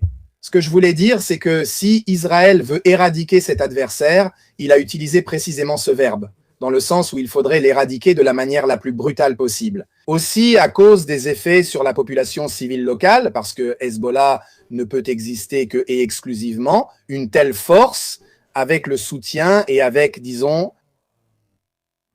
un soutien important d'une large part de la population locale. Et historiquement, j'aurais envie de dire que les tentatives généralement infructueuses des forces militaires d'occuper et d'éradiquer des armées de guérilla plus ou moins conventionnelles de ce type. Quoi qu'il en soit, les tentatives les plus sérieuses qui ont été faites passent généralement aussi par le dépeuplement de ces zones. C'est-à-dire que ce qu'on fait habituellement dans cette lutte, disons cette lutte antipartisane, appelons-la ainsi, c'est d'enlever la base de soutien que possèdent ces forces. Évidemment, on ne fait pas dans la demi-mesure. Enlever la base, comme vu dans cette vidéo, c'est chasser la population sur de vastes zones, parfois sur des dizaines de kilomètres. Et tout cela, cependant, crée parfois une sorte de serpent qui se mord la queue ou de chien qui se mord la queue, dans le sens où, évidemment, cela crée du mécontentement. Le Liban est, disons, la partie de la population qui a des sympathies pour Hezbollah et qui s'oppose de manière plus radicale à Israël. Aujourd'hui, cela peut très bien augmenter en voyant ce qui arrive, disons, à leurs compatriotes libanais. Voilà, et donc, peut-être du point de vue, c'est-à-dire, je suis d'accord avec Mornel pour dire que du point de vue géopolitique, selon la façon dont les Israéliens veulent résoudre cette affaire, le gouvernement israélien cette affaire, c'est effectivement le moment le plus approprié car ils ont les mains libres, mais cela ne garantit pas que ça marche. Revenons à l'Iran et à sa dissuasion. Laisse-moi répondre, tu justifies qui l'Iran ?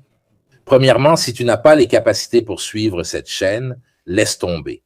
Personne ne justifie rien ici. Quelqu'un explique que lorsque les guerres s'intensifient, si tu te mets à la place des Iraniens, tu t'équiperas de l'arme atomique le plus vite possible pour éviter justement des interventions de ce genre. Ce n'est pas que je le justifie, je te dis simplement ce qu'une personne réfléchit de manière stratégique et les Iraniens le font, c'est à ce sujet. Y a-t-il une raison pour laquelle on ne tire pas sur Tzitziou ? On bombarde Kim Jong, bien sûr, parce que même s'il a une armée équipée de chars des années 50, il a quand même quelques bombes atomiques. Alors arrêtez avec ces petits jeux. Comme quand on m'écrit dans les shorts, « Ah, tu ne parles pas de ça, désolé, c'est un short, j'ai 2 minutes. Comment veux-tu que je parle d'autres sujets ?» On te parle d'un point de vue logique. Ce qu'ils font, ce n'est pas une justification. On s'en fiche complètement, que ce soit de justifier les Israéliens, les Iraniens, le Hezbollah ou les Américains. Ce n'est absolument pas le but de cette chaîne. Justifier ce qu'ils font, c'est expliquer que lorsque tu pousses une guerre à l'extrême, évidemment, ils prendront des précautions extrêmes. Et il y a le paradoxe où les bébés, depuis 98, Simena, le Taurone, ceux-là ont le nucléaire. Il s'est passé des années depuis 98. Et paradoxalement, cette situation va les rapprocher encore plus du nucléaire. Donc, c'est une prophétie qui s'auto-réalise. Exactement. Maintenant, est-ce qu'ils essaient vraiment d'obtenir le nucléaire? Oui, j'ajoute que justement sur ce sujet, c'est-à-dire pour expliquer davantage, ce n'est pas justifier, c'est expliquer la dynamique qui est en train de se produire, c'est ce que j'essaye de faire. J'ai aussi des exemples qui m'ont beaucoup frappé, dans le sens où il s'agit d'Iraniens de la diaspora qui vivent en Europe, des connaissances ou en tout cas des personnes avec qui j'ai des contacts, qui ont toujours été absolument anti-régime. Pas tous, mais certains.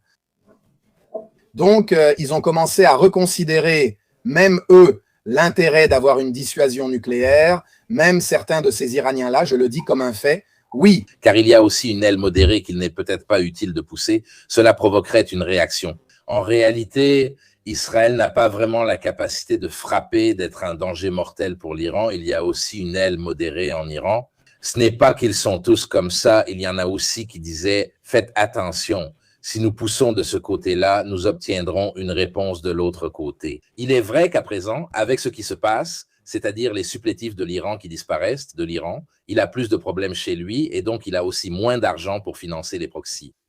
Il est évident que la guerre deviendra de plus en plus directe entre eux par voie aérienne car les distances sont vraiment de plusieurs milliers de kilomètres.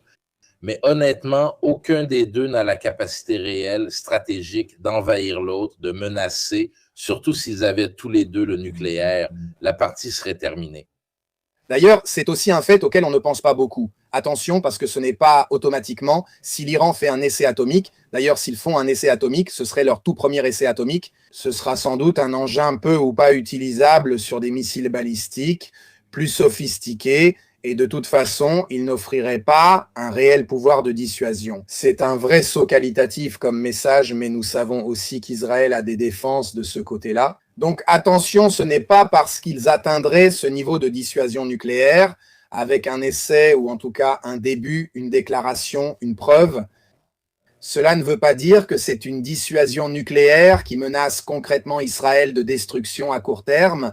Cela ne signifie pas que leur première intention sera d'utiliser la bombe atomique. N'importe quel régime, je le dis vraiment de façon politique, n'importe quel régime iranien qui accède à la dissuasion, il dit évidemment que la première chose qu'il veut faire, c'est se suicider en la lançant contre le reste du monde. C'est-à-dire, c'est ma position que j'ai toujours eue, dans le sens où on considère trop facilement comme acquis qu'ils sont des fous, que la seule chose qu'ils veulent, c'est le suicide collectif de la nation. Et, en substance, provoquer une riposte d'autres puissances nucléaires bien plus puissantes qu'eux, avec l'espoir, peut-être de leur point de vue, que cette folie hypothétique permette de faire arriver un missile sur l'adversaire de toujours, mais en ayant la certitude, parce que l'Iran, du point de vue des défenses antimissiles, mais aussi des défenses antibalistiques nucléaires, nous croyons en quelque chose que l'Iran ne possède même pas, et n'aura même pas dans les 50 prochaines années. C'est un pays complètement sans défense de ce point de vue. C'est aussi un peu une illusion iranienne de penser que si j'obtiens le nucléaire, alors Israël ne pourra plus frapper. Nous l'avons vu avec l'Ukraine et la Russie. Ce paradigme s'est aussi brisé. Une puissance nucléaire est bombardée tranquillement par des drones et des missiles en continu. Depuis 2 ans, ce paradigme s'est aussi effondré. Avant, on croyait que posséder le nucléaire nous protégeait. En réalité, quand la guerre reste conventionnelle, on va aussi jusque-là.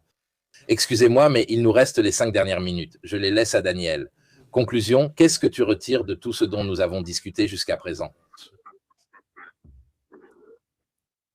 Mais en vous écoutant, je dois vous dire que nous traversons la période la plus compliquée depuis la fin de la Seconde Guerre mondiale.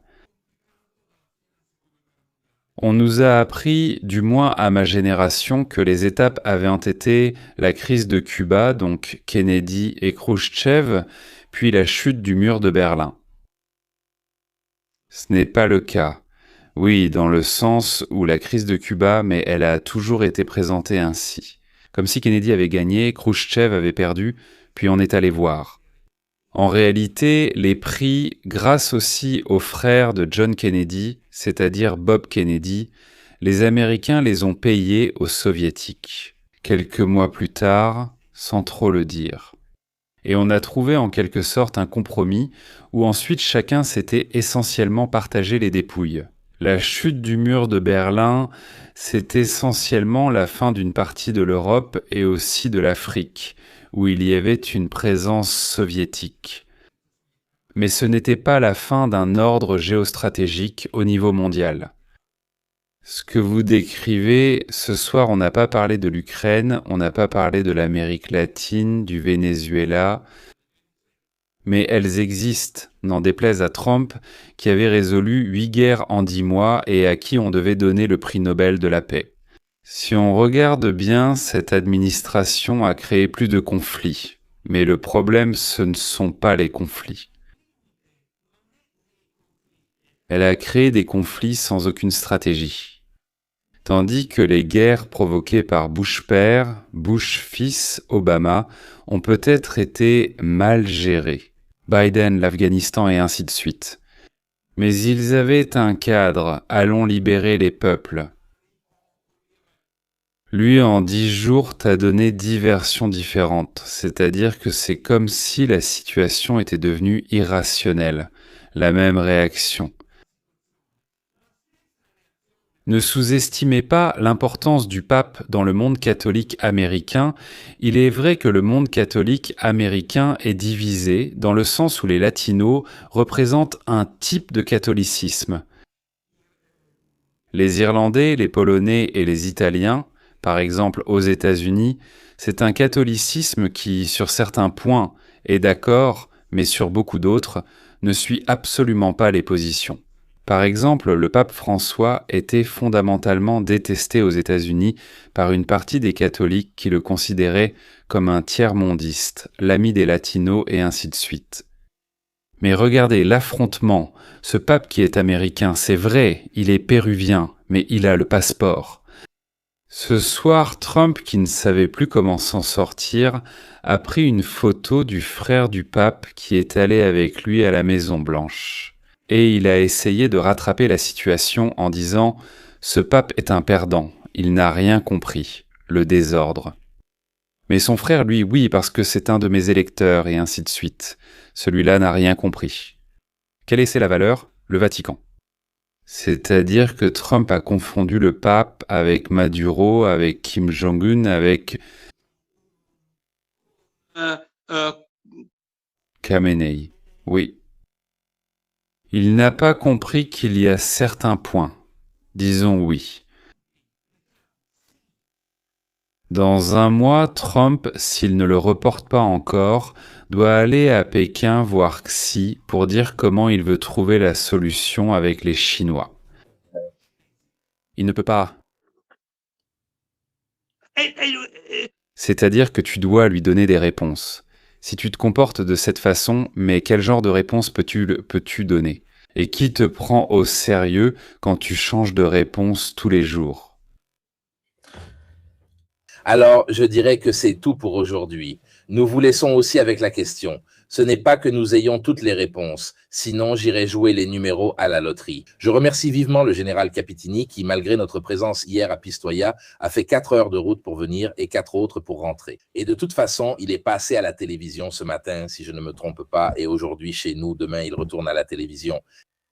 Daniel qui demain repart en vol, donc nous avons réussi à nous organiser. Édouard, que je préviens toujours à la dernière minute, arrive quand même toujours et il est bien informé. Merci à tous, puisque Daniel est demandé, que se passe-t-il en Amérique du Sud? Voilà, le 15, nous aurons Baptiste Essa, c'est un nouvel invité avec qui nous parlerons évidemment de l'Amérique latine, puis nous reviendrons dans la semaine avec les questions sur l'Ukraine et tout le reste. Donc, merci à vous tous et à bientôt, et merci à tous ceux qui sont venus à Pistoia hier.